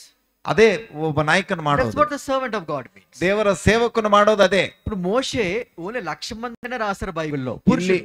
ಇಲ್ಲಿ ಪುರುಷರು 1,00,000 ಅಂತ ಬೈಬಲ್ ಅಲ್ಲಿ ಬರೆದಿದೆ. Okay, sometimes you need to read the Bible in its context. Bible ಅನ್ನು ಆ ಸಂದರ್ಭದಲ್ಲಿ ನಾವು ಓದಬೇಕು ಕೆಲವೊಂದು ಸಾರಿ. They did not mention the women and the children in the count. ಮಕ್ಕಳನ್ನ ಸ್ತ್ರೀಯರನ್ನ ಆ ಲೆಕ್ಕದಲ್ಲಿ ಹಾಕಿಲ್ಲ. My estimation is ನನ್ನ ಅನುಸುವಿಕೆ ಪ್ರಕಾರ maybe say 6 lakh people. ಇಲ್ಲಿ 6 ಲಕ್ಷ ಜನ ಇದ್ದಾರೆ. Okay, maybe some of them are married, they have children. ಅವ್ರಿಗೆ ಮದುವಾಗಿರಬಹುದು, ಮಕ್ಕಳಾಗಿರಬಹುದು. This whole people he's taking them through the desert. ಎಲ್ಲಾ ಜನರನ್ನ ಅರಣ್ಯದೊಳಗೆ ನಡೆಸ್ತಾ ಇದ್ದಾರೆ. I think maybe nearly 20 lakh people he's leading. ಒಂದು ವೇಳೆ 20 ಲಕ್ಷ ಜನನ ನಡೆಸಬಹುದು. The women, the children, not one children, 3 children, 4 children. ಒಬ್ಬೊಬ್ಬರಿಗೆ 3 ಮಕ್ಕಳು, 4 ಮಕ್ಕಳು, ಸ್ತ್ರೀಯರು ಎಲ್ಲರೂ. And leading people is not easy. ಮಕ್ಕಳನ್ನು ನಡೆಸೋದು ಅಷ್ಟೊಂದು ಸುಲಭ ಅಲ್ಲ. And see the people of Israelites. ಇಸ್ರಾಯೇಲರನ್ನು ಒಂದ್ಸಾರಿ ನೋಡಿ. They saw great miracles. ಅವರು ಅತ್ಯುತ್ತಮ ಅದ್ಭುತಗಳನ್ನ ನೋಡಿದ್ದಾರೆ. God took them through the Red Sea. ಕೆಂಪು ಸಮುದ್ರವನ್ನು ದಾಟುವಂತೆ ಮಾಡಿದರು. And they are going through the desert. ಒಂದು ಅರಣ್ಯದಲ್ಲಿ ನಡೀತಾ ಇದ್ದಾರೆ. But instead of being grateful to God because they have been delivered from bondage, they started murmuring. ಈ ಬಂಧನದಿಂದ ದೇವರು ಅವರನ್ನ ಬಿಡುಗಡೆ ಮಾಡಿದಕ್ಕೆ ಕೃತಜ್ಞತೆಯಾಗಿ ಇರೋದು ಬಿಟ್ಟು ದೇವರಿಗೆ ವಿರೋಧವಾಗಿ ಮಾತನಾಡ್ತಾ ಇದ್ದಾರೆ. This is remember it very carefully. ಇದನ್ನು ನೀವು ಜಾಗೃತಿಯಾಗಿ ನೆನಪಿಟ್ಕೊಳ್ಳಬೇಕು. Instead of faithful to God, ದೇವರಿಗೆ ನಂಬಿಕೆಯಾಗಿರುವುದು ಬಿಟ್ಟು murmuring. ಅವರು ದೇವರ ವಿರೋಧವಾಗಿ ಮಾತನಾಡ್ತಾ ಇದ್ದಾರೆ. God provided manna. ದೇವರು ಮನ್ನಾನ ದಯಪಾಲಿಸಿದರು. God provided grasshopper. ಮಿಡತಲು అంటే వాళ్ళకి అర్థం అవుతుంది. మిడతే అదేంటంటే నాన్ వెజిటేరియన్ ఫుడ్ కదా. అది ನಾನ್ ವೆಜಿಟೇರಿಯನ್ ಅಲ್ಲ ಫುಡ್. ఎందుకంటే మనకి అది మొక్క కావాలా. ನಮಗೆ ಒಂದು ಮಾಂಸ ಬೇಕು. ಅಮ್ಮ ఏంటి ఇవాళ పప్పుచారు చేసావు? ಇವತ್ತೇನು ದಾಲ್ ಸಾಂಬಾರ್ ಮಾಡಿದೀರಾ? ఇవాళ ఆదివారం కదా. ಇವತ್ತು ಭಾನುವಾರ ಅಲ್ಲ. ఒక్కసారి మొక్క పోవాలి కదా. ಭಾನುವಾರ ಆದ್ರೂ ಒಂದು ಮಾಂಸ ತರಬೇಕಲ್ಲ. దేవుడు మొక్కలిస్తే ದೇವರು ಅವರಿಗೆ ಮಾಂಸವನ್ನು ಕೊಟ್ರೆ వాళ్ళు కొనుక్కుంటున్నారట. ಇನ್ನು ಆ ದೇವರಿಗೆ ವಿರೋಧವಾಗಿ ಮಾತನಾಡ್ತಾರೆ. ಏನ್ ಮಾತಾಡ್ತಾ ಇದ್ರು ಗೊತ್ತಾ? ఏంది మోషే, ఏ మోషే ఎక్కడ తీసుకొచ్చావు? ఇల్లికి ತಂದಿದ್ದೀಯಾ? ఇక్కడ చచ్చిపోతే సమాధులు కూడా లేవు. ಇಲ್ಲಿ ಸತ್ರೆ ಸಮಾಧಿನೂ ಮಾಡಕ್ಕೆ ಜಾಗ ಇಲ್ಲ. ప్రతిసారి భోజనం ఏదో పెడుతున్నావు, ఏదో ఇస్తున్నావు, ಏನೇನೋ ಊಟ ಕೊಡ್ತಾ ಇದ್ದೀರಾ. గాని మాకు ఏం జ్ఞాపకం వస్తున్నాయో తెలుసా? ನಮಗೇನ್ ಜ್ಞಾಪಕ ಬರ್ತಾ ಇದೆ ಗೊತ್ತಿದೆಯಾ? ఐగుప్తు దేశంలో, ಐಗುಪ್ತ ದೇಶದಲ್ಲಿ అక్కడ ఉంటున్నప్పుడు ಅಲ್ಲಿರುವಾಗ కీరకాయలు, బీరకాయలు, కందకాయలు జ్ఞాపకం వస్తున్నాయి. ಈ ಕಾಯಿ, ಬೆಂಡೆಕಾಯಿ ಇದೆಲ್ಲ ಜ್ಞಾಪಕ ಬರ್ತಾ ಇದೆ ನಮಗೆ. క్రైస్తవ జనాంగమా, ಕ್ರೈಸ್ತರೇ, దేవునికి విశ్వాసులుగా జీవించాలి. ನಾವು ದೇವರ ವಿಶ್ವಾಸಿಗಳಾಗಿ ಜೀವಿಸಬೇಕು. వాళ్ళు ఎడారిలో ఉన్నారు గాని ಅವರು ಎಡಾರಿ ಅರಣ್ಯದಲ್ಲಿ ಇದ್ದಾರೆ ಹೊರತು they gained freedom and going to the promised land. ಇವಾಗ ಸ್ವತಂತ್ರ ಇದೆ, ದೇವರು ವಾಗ್ದಾನ ಮಾಡಿದ ದೇಶಕ್ಕೆ ಹೋಗ್ತಾ ಇದ್ದಾರೆ. Still heart is behind. ಆದ್ರೆ ಅವರ ಹೃದಯ ಎಲ್ಲಿದೆ? ಹಿಂದೆ ಇದೆ. What happened to Lot's wife? ಮರೆ ಲೋತನ ಹೆಂಡತಿಗೆ ಏನಾಯಿತು? The angels appeared to Lot and his wife and his daughter. ಲೋತು ಮತ್ತು ಅವರ ಹೆಂಡತಿ ಮತ್ತು ಅವರ ಹುಡುಗಿಯರಿಗೆ ದೇವರು ದೂತ ಹೇಳಿದ್ದೇನೆಂದ್ರೆ, and told Lot, ಅವ್ರಿಗೆ ಹೇಳಿದ್ದೇನೆಂದ್ರೆ, ಲೋತನೇ, take your family, run. ನಿಮ್ಮ ಕುಟುಂಬವನ್ನು ತೆಗೆದುಕೊಂಡು ಓಡಿ ಅಂತ ಹೇಳಿದ್ರು. Leave this place, Sodom and Gomorrah. ಸೊದೋಮ ಗೊಮೋರ ಸ್ಥಳವನ್ನು ಬಿಟ್ಟು ಹೋಗಿ ಅಂತ ಹೇಳಿದ್ರು. It's a sinful place. ಇದು ತುಂಬಾ ಪಾಪಿಷ್ಟ ಸ್ಥಳ. But one instruction came. ಅದು ಒಂದು ಆಜ್ಞೆಯನ್ನು ಕೊಟ್ಟರು. Don't turn back. ಹಿಂದೆ ತಿರುಗಬಾರದು ಅಂತ ಹೇಳಿದ್ರು. Are you able to understand? మీకు ಅರ್ಥ ಆಗ್ತಾ ಇದೆಯಾ? Turning back is dangerous. ಹಿಂದೆ ತಿರುಗುವುದು ತುಂಬಾ ಅಪಾಯ. The running and running. ಓಡಬಹುದು. Lot's wife, ಲೋತನ ಹೆಂಡತಿ suddenly stopped. ಅಕಸ್ಮಾತ್ ಆಗಿ ನಿಲ್ಲಿಸಿ, అరే గ్యాస్ మీద పాలు పెట్టాను, ಅಯ್ಯೋ ಗ್ಯಾಸ್ ಮೇಲೆ ಹಾಲಿಟ್ಟಿದ್ದೀನಲ್ಲ, ఆ మంచం కింద డబ్బులు పెట్టాను, ಆ ಮಂಚದ ಕೆಳಗೆ ಹಣ ಇಟ್ಟಿದ್ದೀನಲ್ಲ, ఆ కుండలో బంగారం పెట్టాను, ಅಲ್ಲಿ ಆ ಪಾತ್ರೆಯಲ್ಲಿ ಬಂಗಾರ ಇಟ್ಟಿದ್ದೀನಲ್ಲ, అయ్యో నా ఇల్లు ఏమైపోతుంది, ಅಯ್ಯೋ ನನ್ನ ಮನೆ ಏನಾಗುತ್ತೆ? బైబిల్ ఇంత వెనక్కి తిరిగి ಹಿಂದೆ ತಿರುಗಿದ್ರು ಉಪ್ಪು ಸ್ತಂಭ ಆಗಿಬಿಟ್ರು. Christianity is a life of faith. ಕ್ರೈಸ್ತತ್ವ ಅನ್ನೋದು ಒಂದು ವಿಶ್ವಾಸದ ಜೀವನ. I clearly say Christianity is not a religion. ಈ ಕ್ರೈಸ್ತತ್ವ ಎನ್ನುವುದು ಒಂದು ಮತ ಅಲ್ಲ. The Bible doesn't mention about the word Christianity as a religion. It has been only referred 3 times as an portrayal of the disciples of Jesus Christ. So ಈ ಬೈಬಲಲ್ಲಿ ಎಲ್ಲಿನೂ ಹೇಳಿಲ್ಲ ಕ್ರೈಸ್ತರಂದ್ರೆ ಯೇಸು ಕ್ರಿಸ್ತನಿಗೆ ಶಿಷ್ಯರು ಮಾತ್ರ ಅಂತ ಹೇಳ್ತಾ ಇದೆ. So you and we are the people of way. So ನಾವೆಲ್ಲರೂ ಕೃಪೆಯ ಮಕ್ಕಳಾಗಿದ್ದೀವಿ. So it's a people leading to light. ನಾವು ಬೆಳಕಿಗೆ ನಡೆಯುವಂತ ಜನರಾಗಿದ್ದೀವಿ. So let's go back to the story. ನಾವು ಈ ವಾಕ್ಯಕ್ಕೆ ಹೋಗೋಣ. In this context, ಈ ಸಂದರ್ಭದಲ್ಲಿ what Moses has to exhibit? So ಮೋಶೆ ಮಾಡಬೇಕಾದ ಕಾರ್ಯ ಏನು? The first characteristic, ಮೊದಲನೆಯದು ಲಕ್ಷಣ, you read in the Bible verse 3. 3ನೇ ವಚನದಲ್ಲಿ ಓದಿದ್ದೀರಾ ನೀವು. యెహోవా ఆ మాట వినెను, మోషే భూమి మీద వారందరికన్నా మిక్కిలి సాత్వికుడు. అందరూ చెప్దాం సాత్వికుడు. ಸಾತ್ವಿಕುಡು. The first thing we want to learn, ಮೊದಲನೆಯ ವಿಷಯ, ನಾವು ಕಳೆಯುವ ಮೊದಲನೆಯ ವಿಷಯ, the first thing we need to have the characteristics to be called as God's children. ನಾವು ಮೊದಲನೆಯದಾಗಿ ದೇವರ ಮಕ್ಕಳಾಗುವಂತ ಒಂದು ಲಕ್ಷಣ ಇರಬೇಕು. Meekness. ಇಲ್ಲ, ತಗ್ಗಿಂಪು. The other word is to be humble. ತಗ್ಗಿಸಿಕೊಳ್ಳಬೇಕು. ನಾವು Humble. ತಗ್ಗಿಸಿಕೊಳ್ಳಬೇಕು. Are you able to understand? ಅರ್ಥ ಆಗ್ತಾ ಇದೆಯಾ? I'll explain to what is to be humble. ಈ ತಗ್ಗಿಸಿಕೊಳ್ಳುವುದೇನೆಂದ್ರೆ ನಾನು ನಿಮಗೆ ಎಕ್ಸ್ಪ್ಲೇನ್ ಮಾಡ್ತೀನಿ. God chose Moses. ದೇವರು ಮೋಶೆನನ್ನು ಆರಿಸಿಕೊಂಡ್ರು. He represent God of Yahweh. ಯಾಹ್ವೆ ದೇವರನ್ನು ದೇವರಿಗೆ ನಿಲ್ಲಿದಿರೋರು. Confronted Pharaoh. మరి ಫರೋನನ್ನ ಎದುರ್ಕೊಂಡ್ರು. He was leading the people. God delivered him. So ದೇವರು ಮಕ್ಕಳನ್ನು ಬಿಡುಗಡೆ ಮಾಡಿ ನಡೆಸ್ತಾ ಇದ್ರು. And people are following him. ಮೋಶೆನನ್ನ ಜನರು ಹಿಂಬಾಲಿಸ್ತಾ ಇದ್ದಾರೆ. Moses walks to the right, people will turn to the right. ಮೋಶೆ ಒಂದು ವೇಳೆ ಎಡಗೈಗೆ ಹೋದ್ರೆ ಜನರು ಹಂಗೆ ಹೋಗ್ತಾ ಇದ್ರು. Moses says stop, they stopped. ಮೋಶೆ ನಿಲ್ಲಿಸಿ ಅಂದ್ರೆ ನಿಲ್ಲಿಸ್ತಾ ಇದ್ರು. He stood in front of the Red Sea and said, as God prompted him, it became a pathway to cross the Red Sea. ಕೆಂಪು ಸಮುದ್ರದ ಮುಂದೆ ನಿಂತುಕೊಂಡು ದೇವರು ಸಹಾಯ ಮಾಡಿ ಅದು ಮಾರ್ಗವಾಗಿ ಮಾಡಿದ್ರು. When he looked at the heaven, manna came down. ಅವರು ಪರಲೋಕಕ್ಕೆ ನೋಡುವಾಗ ಮನ್ನಾ ದೇವರು ದಯಪಾಲಿಸಿದ್ರು. And you see the image, he always had a staff that was a sign from God, authority. ಅವರ ಜೊತೆಯಲ್ಲಿ ಒಂದು ಇದಿತ್ತು, ಅದು ದೇವರ ಅಧಿಕಾರಕ್ಕೆ ಸೂಚನೆಯಾಗಿತ್ತು. And now the Bible says, ಇವಾಗ ಬೈಬಲ್ ಹೇಳ್ತಾ ಇದೆ, Miriam and Aaron are speaking against him. ಅವರ ಅಕ್ಕ ಮತ್ತು ಅಣ್ಣ ಮಿರಿಯಾಮು ಆರೋನ್ ಇಬ್ಬರು ಇವರಿಗೆ ವಿರೋಧವಾಗಿ ಮಾತನಾಡ್ತಾ I ಇದ್ದಾರೆ. don't think Moses knew this one. ಇದು ಮೋಶೆಗೆ ಗೊತ್ತಾಗ್ಲಿಲ್ಲ.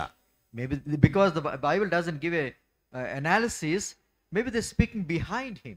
ಅವರು ಹಿಂದೆ ಮಾತನಾಡ್ತಾ ಇರಬಹುದು, ಮೋಶೆಗೆ ಗೊತ್ತಿಲ್ಲದೆ ಇರಬಹುದು. Remember, ಒಂದನ್ನು ನೆನಪು ಮಾಡ್ಕೊಳ್ಳಿ, if you speak against God's servant, ದೇವರ ಸೇವಕನಿಗೆ ವಿರೋಧವಾಗಿ ಮಾತನಾಡಿದರೆ, if you speak against a co-believer, ಒಬ್ಬ ವಿಶ್ವಾಸಿಗೆ ವಿರೋಧವಾಗಿ ನಾವು ಮಾತನಾಡಿದರೆ, they may not hear you, ಅವರು ಒಂದು ವೇಳೆ ಕೇಳದೇ ಇರಬಹುದು, God hears you. ಆದ್ರೆ ದೇವರ ಕೇಳ್ತಾನೆ. So be careful. ಅದಕ್ಕೆ ನಾವು ಜಾಗೃತಿಯಾಗಿರಬೇಕು. God came down, the Bible says. ದೇವರು ಈ ಲೋಕಕ್ಕೆ ಇಳಿದು ಬಂದರು ಅಂತ ಬೈಬಲ್ ಹೇಳ್ತಾ ಇದೆ. Then God is testifying on behalf of Moses. ದೇವರು ಮೋಶೆ ಪರವಾಗಿ ಒಂದು ಸಾಕ್ಷಿಯನ್ನು ಹೇಳ್ತಾ ಇದ್ದಾರೆ. And what is telling? ಏನ್ ಹೇಳ್ತಾ ಇದ್ದಾರೆ?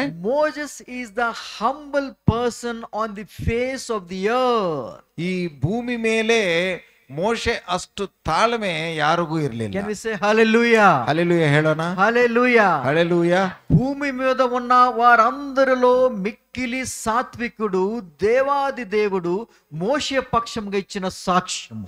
ಸೊ ಇವರು ಭೂಮಿ ಮೇಲೆ ಇರುವಂತ ಎಲ್ಲರಕ್ಕಿಂತಲೂ ತಾಳ್ಮೆ ಉಳ್ಳವರು ಎಂದು ದೇವಾತಿ ದೇವನು ಹೇಳಿರುವ ಒಂದು ಸಾಕ್ಷಿ. God's children, ದೇವರ ಮಕ್ಕಳೇ, one of the important thing for us to learn, ನಾವು ಕಲಿಬೇಕಾದ ಒಂದು ಪ್ರಾಮುಖ್ಯವಾದ ವಿಷಯ ಏನಂದ್ರೆ, we need to be meek and humble. ನಾವು ತಗ್ಗಿಸಿಕೊಂಡು ತಾಳ್ಮೆಯಿಂದ ಇರಬೇಕು. We need to be meek and humble. ನಾವು ತಗ್ಗಿಸಿಕೊಂಡು ತಾಳ್ಮೆಯಿಂದ ಇರಬೇಕು. That is the strength of a believer. ಅದು ವಿಶ್ವಾಸಿಗೆ ಇರುವಂತ ಒಂದು ಶಕ್ತಿ. Don't become proudful. ನೀವು ತುಂಬಾ ಗರ್ವದಿಂದ ಇರಬೇಡ. Because the day you become proud, you will forget God. ನೀವು ಗರ್ವ ನಿಮ್ಮಲ್ಲಿ ಬರುವುದಾದ್ರೆ ಆವಾಗ ದೇವರನ್ನು ಮರೆತೀರಾ ನೀವು. All your testimonies, what you shared this morning, ಈ ಬೆಳಗಿನ ಸಮಯದಲ್ಲಿ ನೀವು ಹೇಳಿದಂತ ಎಲ್ಲಾ ಸಾಕ್ಷ್ಯಗಳು is a testimony of humility. ಆ ಸಾಕ್ಷಿಗಳು ಒಂದು ತಾಳ್ಮೆಯನ್ನು ಸೂಚಿಸ್ತಾ ಇದೆ. You testified as a great God who healed me, who rescued me, who blessed me. ನನ್ನನ್ನು ಆಶೀರ್ವದಿಸಿದ ದೇವರು, ನನ್ನ ಸ್ವಸ್ಥ ಮಾಡಿದಂತ ದೇವರು ದೊಡ್ಡವನೆಂದು ನೀವು ಸಾಕ್ಷಿ ಹೇಳಿದ್ದೀರಾ. So one of the biblical characters is to be humble and meek. So Bible ಅಲ್ಲಿರುವಂತ ಒಂದು ಪ್ರಾಮುಖ್ಯವಾದ ಒಂದು ಲಕ್ಷಣ ಏನಂದ್ರೆ ನಾವು ತಗ್ಗಿಸಿಕೊಂಡು ತಾಳ್ಮೆಯಿಂದ ಜೀವಿಸಬೇಕು. Jesus was known to be the meekest and the humblest person. So ಯೇಸು ಕ್ರಿಸ್ತನು ಸಹ ತುಂಬಾ ತಾಳ್ಮೆಯುಳ್ಳವರು, ತನ್ನನ್ನು ತಾನು ತಗ್ಗಿಸಿಕೊಂಡವರು. So we need to be having that attitude of humility. ಆ ರೀತಿಯಾದ ಒಂದು ಲಕ್ಷಣ ಮನುಷ್ಯರಾಗಿ ನಮ್ಮಲ್ಲಿ ಇರಬೇಕು. Moses was attacked by his family members. ಮತ್ತು ಅವರ ಕುಟುಂಬದವರೊಂದಿಗೇನೆ ವಿರೋಧಿಸಲ್ಪಟ್ಟವರು ಮೋಶೆ. All the people also started opposing him. ಜನರೆಲ್ಲರೂ ಮತ್ತೆ ಆತನನ್ನು ಎದುರಿಸ್ತಾ ಇದ್ರು. That means they were talking behind him. ಅವರು ಅವರ ಹಿಂದೆ ಮಾತನಾಡ್ತಾ ಇದ್ದಾರೆ. So sometimes we don't talk to each other. ಒಂದೊಂದು ಸಾರಿ ನಾವು ಒಬ್ಬರ ಜೊತೆಯಲ್ಲಿ ಒಬ್ಬರು ಮಾತನಾಡಲ್ಲ. But we talk against that person to another person. ಅವರ ಬಗ್ಗೆ ಇನ್ನೊಬ್ಬರ ಹತ್ರ ಹೋಗಿ ಮಾತನಾಡ್ತೀವಿ. When we coming in the car, ನಾವು ಕಾರಲ್ಲಿ ಬರುವಾಗ చిన్న మాటలు ఐగర్తో మాట్లాడుకుంటాం. ಚಿಕ್ಕದಾಗಿ ನಾವು ಒಂದು ಸಂಭಾಷಣೆ ಮಾಡ್ಕೊಂಡು ಬರ್ತಾ ಇದೀವಿ. మా సొంత ఊరు కాకినాడ అండి. ಪಾಸ್ಟರ್ ಅವ್ರದ್ದು ಊರು ಕಾಕಿನಾಡ. కాకినాడ అంటే మీకు ఆ పేరు ఏమైనా ఎప్పుడన్నా విన్నారా? విశాఖపట్నం కాకినాడ ఇదంతా మన యొక్క సముద్రం ఒడ్డున ఉన్నాం. ವಿಶಾಖಪಟ್ಟಣ ಕಾಕಿನಾಡ ಎಲ್ಲ ಸಮುದ್ರ ತೀರದಲ್ಲಿದೆ. ఒక దరిమున బంగాళ మహాఖాతము, ಒಂದು ಸೈಡ್ ಬಂಗಾಳ ಮಹಾಖಾತము, ఒక సైడ్ ఏమో మాకు గోదావరి నది, ಇನ್ನೊಂದು ಸಾರಿ ಗೋದಾವರಿ ನದಿ ಇದೆ. సో మాకు రెండు రకమైన చేపలు తింటాం. ಸೊ ಮೀನುಗಳನ್ನು ಎರಡು ವಿಧಾನಗಳಲ್ಲಿ ತಿಂತೀವಿ ನಾವು. మా ఊరిలో ನಮ್ಮ ಊರಲ್ಲಿ మా నాన్నగారు మార్కెట్ తీసుకెళ్ళినప్పుడు, ಮಾರ್ಕೆಟ್ಗೆ ನಮ್ಮ ತಂದೆ ಕರೆದುಕೊಂಡು ಹೋಗುವಾಗ, చాలా పెద్ద మార్కెట్ మా ఊరు, ತುಂಬಾ ದೊಡ್ಡ ಮಾರ್ಕೆಟ್, ఫిష్ మార్కెట్ అంటారు దాన్ని. ಅದು ಮೀನು ಮಾರ್ಕೆಟ್. సో అక్కడ ఒక గంప ఉంది. ಅಲ್ಲಿ ಒಂದು ಕೂಡೆ ಇದೆ.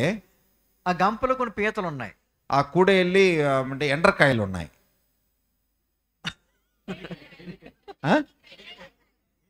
ಏನೆಕಾಯಿ, ಏನಿಕಾಯಿ. ఆ గంప మీద మూత లేదు, ಅದ್ರ ಮೇಲೆ ಮುಚ್ಚಲೇ ಇಲ್ಲ. నేను చిన్న కుర్రోడుగా, ನಾನು చిಕ್ಕವನು, చాలా ఇంట్రెస్ట్, ನನಗೆ ತುಂಬಾ ಆಸಕ್ತಿ. ఇది దీని మీద మూత లేదు, ಇದೇನು ಮುಚ್ಚಲೇ ಇಲ್ಲ ಇದ್ರ ಮೇಲೆ. ఆ పీతలు ಎಲ್ಲ పరిగెడతాయి కదా, కింద చూతలు పరిగెడేస్తాయి. ಇದು ಏನಿಗಳು ಓಡಿ ಹೋಗುತ್ತಲ್ಲ, ಕೆಳಗೆಲ್ಲ ಹೋಗ್ಬಹುದಲ್ಲ. అది చూస్తేనే మీకు తెలుస్తుంది మజా. ಅದು ನೋಡಿದ್ರೆ ನಿಮ್ಗೆ ಗೊತ್ತಾಗುತ್ತೆ ಮಜಾ. ఆ పీతను కెదులు తెస్తే నీకు దొరకదు, ಎಲ್ಲ పరిగెడేస్తా ఉంటదన్నమాట. ಅದು ಕೆಳಗೆ ಹಾಕಿದ್ರೆ ಎಲ್ಲ ಓಡ್ತಾ ಇರ್ತವೆ. అది గంపలో వేసి పెడతారు, ಆ ಕೂಡೆಯಲ್ಲಿ ಹಾಕಿ ಇಡ್ತಾರೆ. దానికి మూత లేదు, ಅದಕ್ಕೆ ಮುಚ್ಚಲೇ ಇಲ್ಲ. మా నాన్నగారిని అడిగాను, ನಮ್ಮ ತಂದೆನ ಕೇಳಿದೆ ನಾನು, డాడీ దీని మీద మూత లేదు, ಇದ್ರ ಮೇಲೆ ಮುಚ್ಚಲೇ ಇಲ್ಲ ಅಂತ ಕೇಳಿದೆ. పీతలు ఉన్నాయి, పారిపోతాయి కదా అన్నాను. ಇದೆಲ್ಲ ಓಡಿ ಹೋಗುತ್ತಲ್ಲ ಅಂತ ಕೇಳಿದೆ ನಾನು. మా నాన్నగారు ఏమన్నారంటే, ಅವ್ರ ತಂದೆ ಹೇಳಿದ್ರಂತೆ, దగ్గరికి వెళ్ళి ఒక 5 నిమిషాలు నిలబడి చూడమన్నా. ನೀನ್ ಹೋಗಿ ಅಲ್ಲಿ ನಿಂತ್ಕೊಂಡು ನೋಡಂತ ಹೇಳಿ. ఇలా అక్కడికి వెళ్ళి నిలబడ్డాను. ನಾನು ಹೋಗಿ ನೋಡಿದೆ ನಿಂತ್ಕೊಂಡು. పీతలు ఉన్నాయి, ಏನಿ ಇದೆ ಅದ್ರಲ್ಲಿ. పీతలు కాముగా ఉండవు, ಅದು ಸುಮ್ಮನೆ ಇರಲ್ಲ, చాలా యాక్టివ్ గా ఉంటాయి. ಅದು ತುಂಬಾ ಕೆಲಸ ಮಾಡ್ತಾ ಇರ್ತೇವೆ. కొన్ని పీతలు పైకి ఎక్కడానికి ప్రయత్నం చేస్తున్నాయి, ಕೆಲವೊಂದು ಮೇಲೆ ಏರ್ಲಿಕ್ಕೆ ಟ್ರೈ ಮಾಡ್ತಾ ಇರ್ತಾರೆ. ఇంకో పీత కాలు పట్టుకుని లాగుతుంది, ಇನ್ನೊಂದು ಏನ್ ಮಾಡ್ತಾ ಅಂದ್ರೆ ಕಾಲು ಹಿಡ್ಕೊಂಡು ಕೆಳಗೆ ಇಳಿಸ್ತಾರೆ. అది పీతల స్వభావం. ಅದು ಏನಿಗೆಲ್ಲ ಸ್ವಭಾವ, ಏನುಗಲ ಏನಿ. దేవుడు మోషేతో ఏమన్నాడంటే, ದೇವರು ಮೋಶೆಗೆ ಏನು ಹೇಳಿದ್ರಂದ್ರೆ, ಮೋಶೆ ఎంతమంది జనాలు నడిపిస్తున్నావు, ಇಷ್ಟು ಜನರನ್ನ ಹೇಗೆ ನಡೆಸ್ತಾ ಇದೀಯಾ, సమస్యలు ఎక్కువైపోయి, ತುಂಬಾ ಸಮಸ್ಯೆ ಜಾಸ್ತಿ ಆಗ್ಬಿಟ್ಟಿದೆ. సాయంకాలం వరకు కూర్చొని అందరికి కౌన్సిలింగ్ ఇస్తున్నావు. ಸೊ ಬೆಳಗಿನಿಂದ ಸಾಯಂಕಾಲ ತನಕ ಇವ್ರ ಜೊತೆಲಿ ಮಾತನಾಡಿ ಆಲೋಚನೆ ಕೊಡೋದಾಗಿದೆ ನಿಂದು. ఫస్ట్ మామగారు చెప్పారు, జెత్రో గారు, ಅವರ ಮಾವನಿಗೆ ಫಸ್ಟ್ ಜೆತ್ರೋ ಅವ್ರಿಗೆ ಹೇಳಿದ್ರು, మోషే will be burned out man. ಈ ಮೋಶೆಗೆ ತುಂಬಾ ಸಮಸ್ಯೆಗಳು ಬರಬಹುದು. Morning to evening your counselling people and solving their problems. So ಬೆಳಗಿನಿಂದ ಸಾಯಂಕಾಲ ತನಕ ಜನರ ಸಮಸ್ಯೆಗಳನ್ನ ಅವರು ಮಾಡ್ತಾ ಇದ್ದಾರೆ. when we will go to Canaan, ಮತ್ತು ಕಾನಾನ್ ದೇಶಕ್ಕೆ ಯಾವಾಗ ಹೋಗ್ತಾರೆ ಇವರು? And God spoke to Moses. ಮೋಶೆಗೆ ದೇವರು ಮಾತನಾಡಿದರು. And God told to Moses. ಮೋಶೆಗೆ ದೇವರು ಹೇಳಿದ್ದೇನೆಂದ್ರೆ, talking about the meekness, the humble character of Moses. ಮೋಶೆಗಿರುವಂತ ತಾಳ್ಮೆಯ ಲಕ್ಷಣ ಕುರಿತಾಗಿ ದೇವರು ಮಾತನಾಡ್ತಾ God ಇದ್ದಾರೆ. said to Moses, ದೇವರು ಮೋಶೆಗೆ ಹೇಳಿದ್ದೇನೆಂದ್ರೆ, select 70 leaders. ಇವರಲ್ಲಿ 70 ಜನ ನಾಯಕರನ್ನ ಆರಿಸಿಕೊಳ್ಳಂತ That ಹೇಳಿದ್ರು. one you read in Numbers chapter 11 verse 6. ಅದು 11ನೇ ಅಧ್ಯಾಯ 6ನೇ ವಚನದಲ್ಲಿ ನಾವು ನೋಡ್ತೀವಿ. ಇಲ್ಲಿಯಾದರೂ ನಮ್ಮ ಜೀವ ಬತ್ತಿ ಹೋಯಿತು, ಈ ಮನ್ನವೇ ಹೊರತು ನಮಗೆ ಇನ್ನೇನು ಸಿಕ್ಕಲಿಲ್ಲ ಅಂದುಕೊಳ್ಳುತ್ತಿದ್ದರು. ನಂಬರ್ಸ್ ಸಂಖ್ಯಾಕಾಂಡ, ಅರಣ್ಯಕಾಂಡ 11:6, 16, 16. ಆಗ ಯೆಹೋವನು ಮೋಶೆಗೆ ಹೇಳಿದ್ದೇನೆಂದರೆ, ಇಸ್ರಾಯೇಲ್ಯರಲ್ಲಿ ಹಿರಿಯರೆಂದು ಅಧಿಪತಿಗಳೆಂದು ನೀನು ತಿಳಿದುಕೊಂಡಿರುವ 70 ಮಂದಿಯನ್ನು ಕೂಡ 70 ಮಂದಿಯನ್ನು ಕೂಡ ಕರೆಸಿ ದೇವ ದರ್ಶನ. దేవుడు అంటే మోషే 70 మందిని ఏర్పాటు చేయి. ಸೊ 70 ಜನನ ಏರ್ಪಾటు ಮಾಡಿ ಅಂತ ಹೇಳಿದ್ರು. చాలా జాగ్రత్తగా వినాలి, ಜಾಗ್ರತೆಯಾಗಿ ಕೇಳಬೇಕು ನೀವು. మోషేతో దేవుడు మాట్లాడుతూ అంటున్నాడు, మోషే నీలాంటి ఆత్మ కలిగిన వారు, మంచివారు, నాయకత్వ గుణతత్వంలో కలిగిన వారు 70 మందిని ఏర్పాటు చేయి. ಸೊ ನಿನ್ನಂತೆ ಮನಸ್ಸುಳ್ಳವರು, ಲಕ್ಷಣ ಉಳ್ಳವರನ್ನ 70 ಜನರನ್ನ ಆರಿಸಿಕೊಳ್ಳಿ ಅಂತ ಹೇಳಿದ್ರು. వాళ్ళందరినీ ప్రతిష్ఠ గుడారము టెబర్నకల్ చుట్టూరు నిలబెట్టు, ಅವ್ರನ್ನ ಆ ಗುಡಾರದ ಸುತ್ತೆ ನಿಲ್ಲಿಸಿ ಅಂತ ಹೇಳಿದ್ರು. నేను మేఘా స్తంభంలై నేను కిందకు వస్తాను, ನಾನು ಮೇಘಸ್ತಂಭವಾಗಿ ಕೆಳಗೆ ಬರ್ತೀನಿ. ఇప్పుడు వినండి, దేవుడు ఏమంటున్నాడంటే, ಇವಾಗ ಕೇಳಿ ದೇವರು ಏನ್ ಹೇಳ್ತಾ ಇದ್ದಾರೆ. ఇది 17 చదవందమ్మా. 17 ಓದಿ ಅಮ್ಮ.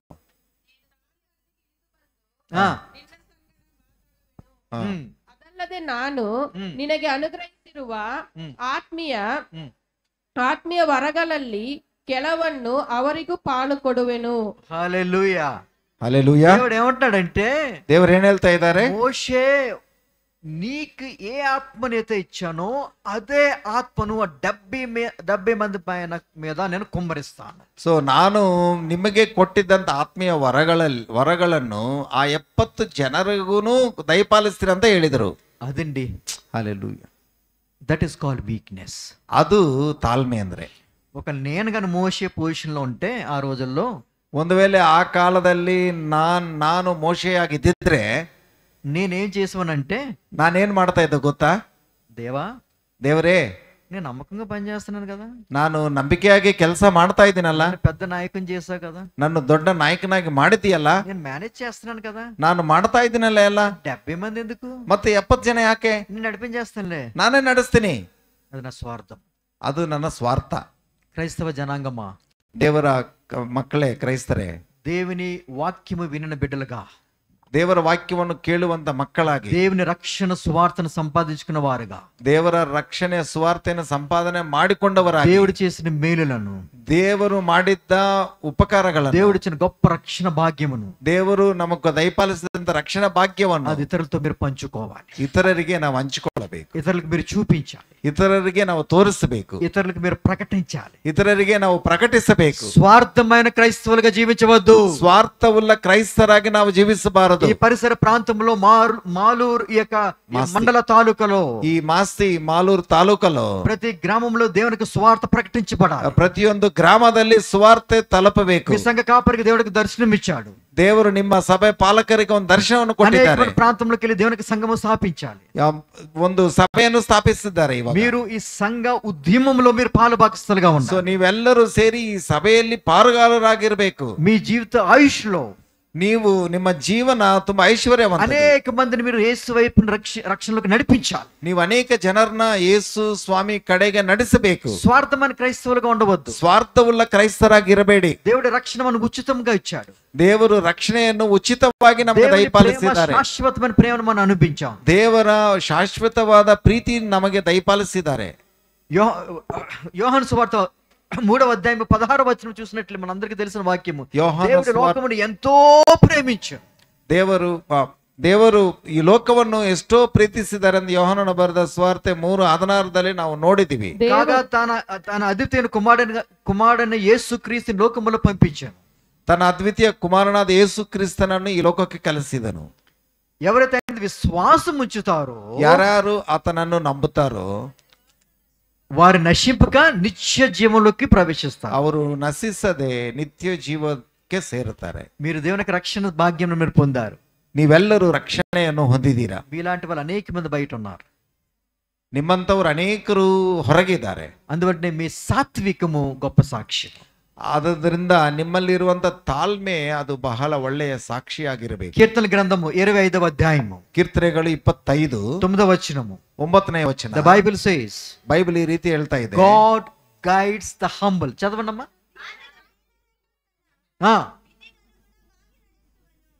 దీనులను ఓకే, తెలుగులో చదవండి అది. దీనులను ఆయన నడిపించెను. చాలండి. దీనులను ఆయన నడిపించెను. ದೀನರನ್ನು ಆತನು ನಡೆಸ್ತಾನೆ. నువ్వు దేవునికి సన్నిధానంలో తగ్గించుకుంటే, ಒಂದು ವೇಳೆ ದೇವರ ಸನ್ನಿಧಾನದಲ್ಲಿ ನಿನ್ನನ್ನು ನೀನು ತಗ್ಗಿಸಿಕೊಂಡ್ರೆ దేవుడు నిన్ను నడిపిస్తాడు. ದೇವರು ನಿನ್ನನ್ನು ನಡೆಸ್ತಾನೆ. అది కష్టమైన, ಅದು ಕಷ್ಟವಾದ, అది నష్టమైన, ಅದು ನಷ್ಟವಾದ, అది అనారోగ్యమైన, ಅದು ಅನಾರೋಗ್ಯವಾದ, అది ఇబ్బంది అయినా, ಅದು ಒಂದು ವೇಳೆ ಕೊರತೆ ಆದರೂ, అది పర్సిక్యూషన్ అయినా, ಅದು ಹಿಂಸೆ ಆದರೂ దేవుడు నిన్ను నడిపిస్తాడు. ದೇವರು ನಿನ್ನನ್ನು ನಡೆಸ್ತಾನೆ. కీర్తన గ్రంథము 149 4వ అధ్యాయము 149ನೇ ಅಧ್ಯಾಯ, ಕೀರ್ತನೆಗಳು 4ನೇ ವಚನ. Psalm 144.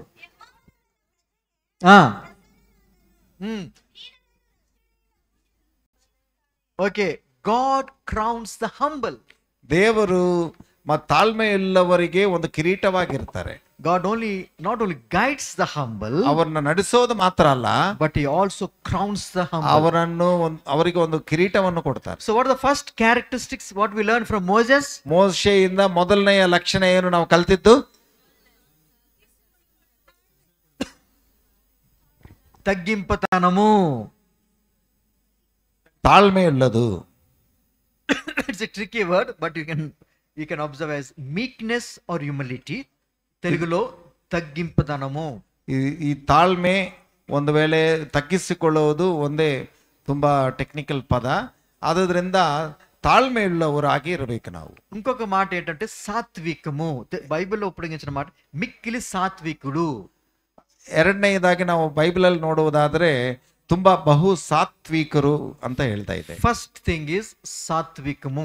ಸೊ ಮೊದಲನೆಯದು ಸಾತ್ವಿಕ ಉಳ್ಳವರಾಗಿರ್ಬೇಕು. ಅದು ಮೊದಲು, ಅದು ಮೊದಲನೆಯದು. ಕ್ಲುಪ್తంగా ముగిస్తాను. ಎರಡನೆಯದು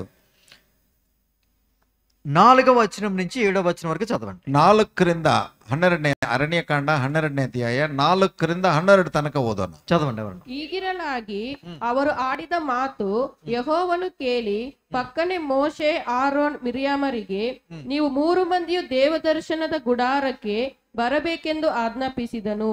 ಆ 3 ಬಂದಾಗ ಯೆಹೋವನು ಮೇಘಸ್ತಂಭದೊಳಗೆ ಇಳಿದು ಬಂದು ದೇವದರ್ಶನದ ಗುಡಾರದ ಬಾಗಿಲಲ್ಲಿ ನಿಂತು ಆರೋನ್, ಮಿರಿಯಾಮರನ್ನು ಹತ್ತಿರಕ್ಕೆ ಕರೆದನು.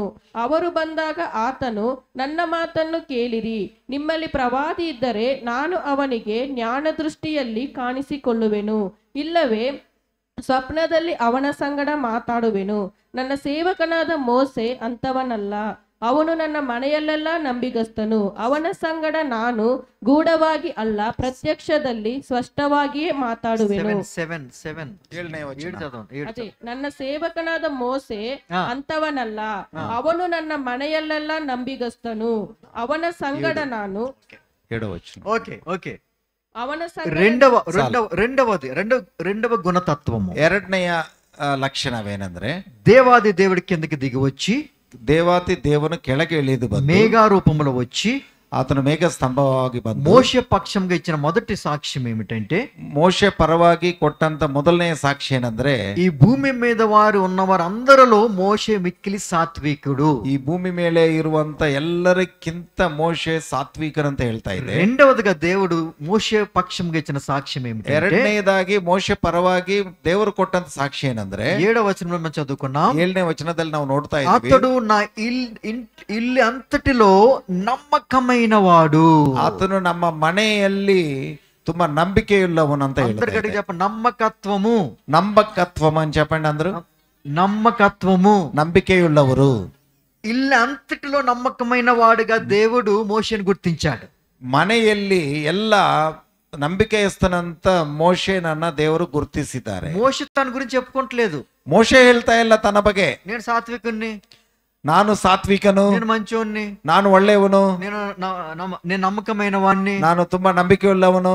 దేవుడు చెప్తున్నాడు. ದೇವರು ಹೇಳ್ತಾ ಇದ್ದಾರೆ, ప్రభునందు ప్రియమైన దేవుని బిడ్డలారా, ದೇವರ ಮಕ್ಕಳೇ, నువ్వు దేవుని కొరకు జీవిస్తే, ನೀನು ದೇವರಕ್ಕೋಸ್ಕರ ಜೀವಿಸುವುದಾದ್ರೆ, దేవుని విశ్వాసంలో నువ్వు పెరిగితే, ನೀವು ದೇವರ ವಿಶ್ವಾಸದಲ್ಲಿ ಬೆಳೆಯುತ್ತಾ ಇದ್ರೆ, ప్రార్థన జీవితంలో నమ్మకముగా ఉంటే, ನೀನು ಪ್ರಾರ್ಥನೆ ಜೀವನದಲ್ಲಿ ನಂಬಿಕೆಯಾಗಿದ್ರೆ, నీ వాక్య ధ్యానంలో నమ్మకముగా ఉంటే, ನೀನು ಒಂದು ವೇಳೆ ದೇವರ ವಾಕ್ಯವನ್ನು ಧ್ಯಾನಿಸುವುದರಲ್ಲಿ ನಂಬಿಕೆಯಾಗಿದ್ರೆ, నీ సంఘ సభ్యత్వంలో నమ్మకత్వం కనుగరిస్తే, ನೀನು ಸಭೆಗೆ ಬರುವುದರಲ್ಲಿ ನೀನು ನಂಬಿಕೆಯಾಗಿದ್ರೆ, దీనులకు సహాయం చేయడంలో నువ్వు నమ్మకముగా ఉంటే, ನೀನು ದೀನರಿಗೆ ಸಹಾಯ ಮಾಡುವುದರಲ್ಲಿ ನಂಬಿಕೆಯಾಗಿದ್ರೆ, దశమ భాగంలో దేవునికి ఇవ్వడంలో నమ్మకముగా ದೇವರಿಗೆ ಕೊಡುವುದರ ದಶಮ ಭಾಗದಲ್ಲಿ ನೀನು ನಂಬಿಕೆಯಾಗಿದ್ರೆ, కష్టం వచ్చిన నష్టం వచ్చిన మేలు కలిగిన కెలం జరిగిన దేవునికి నమ్మకంగా జీవిస్తే, ಕಷ್ಟದಲ್ಲಿ ನಷ್ಟದಲ್ಲಿ ದೇವರಿಗೆ ನಂಬೆಯಾಗಿ ನೀವು ಜೀವಿಸುವುದಾದ್ರೆ, దేవుడు నీ గురించి ఏం చెప్తాడంటే, ದೇವರು ನಿನ್ನ ಬಗ್ಗೆ ಏನ್ ಹೇಳ್ತಾರೋ ಗೊತ್ತಾ?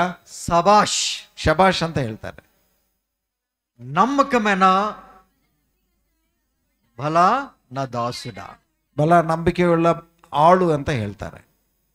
మనుషులు ఇచ్చి కీర్తిని గురించి మీరు ప్రోకలాడుతున్నారా? ಸೊ ಮನುಷ್ಯರು ಕೊಡುವಂತ ಕೀರ್ತಿ ಬಗ್ಗೆ ನೀವು ಪ್ರಯಾಸ ಪಡ್ತಾ ಇದ್ದೀರಾ?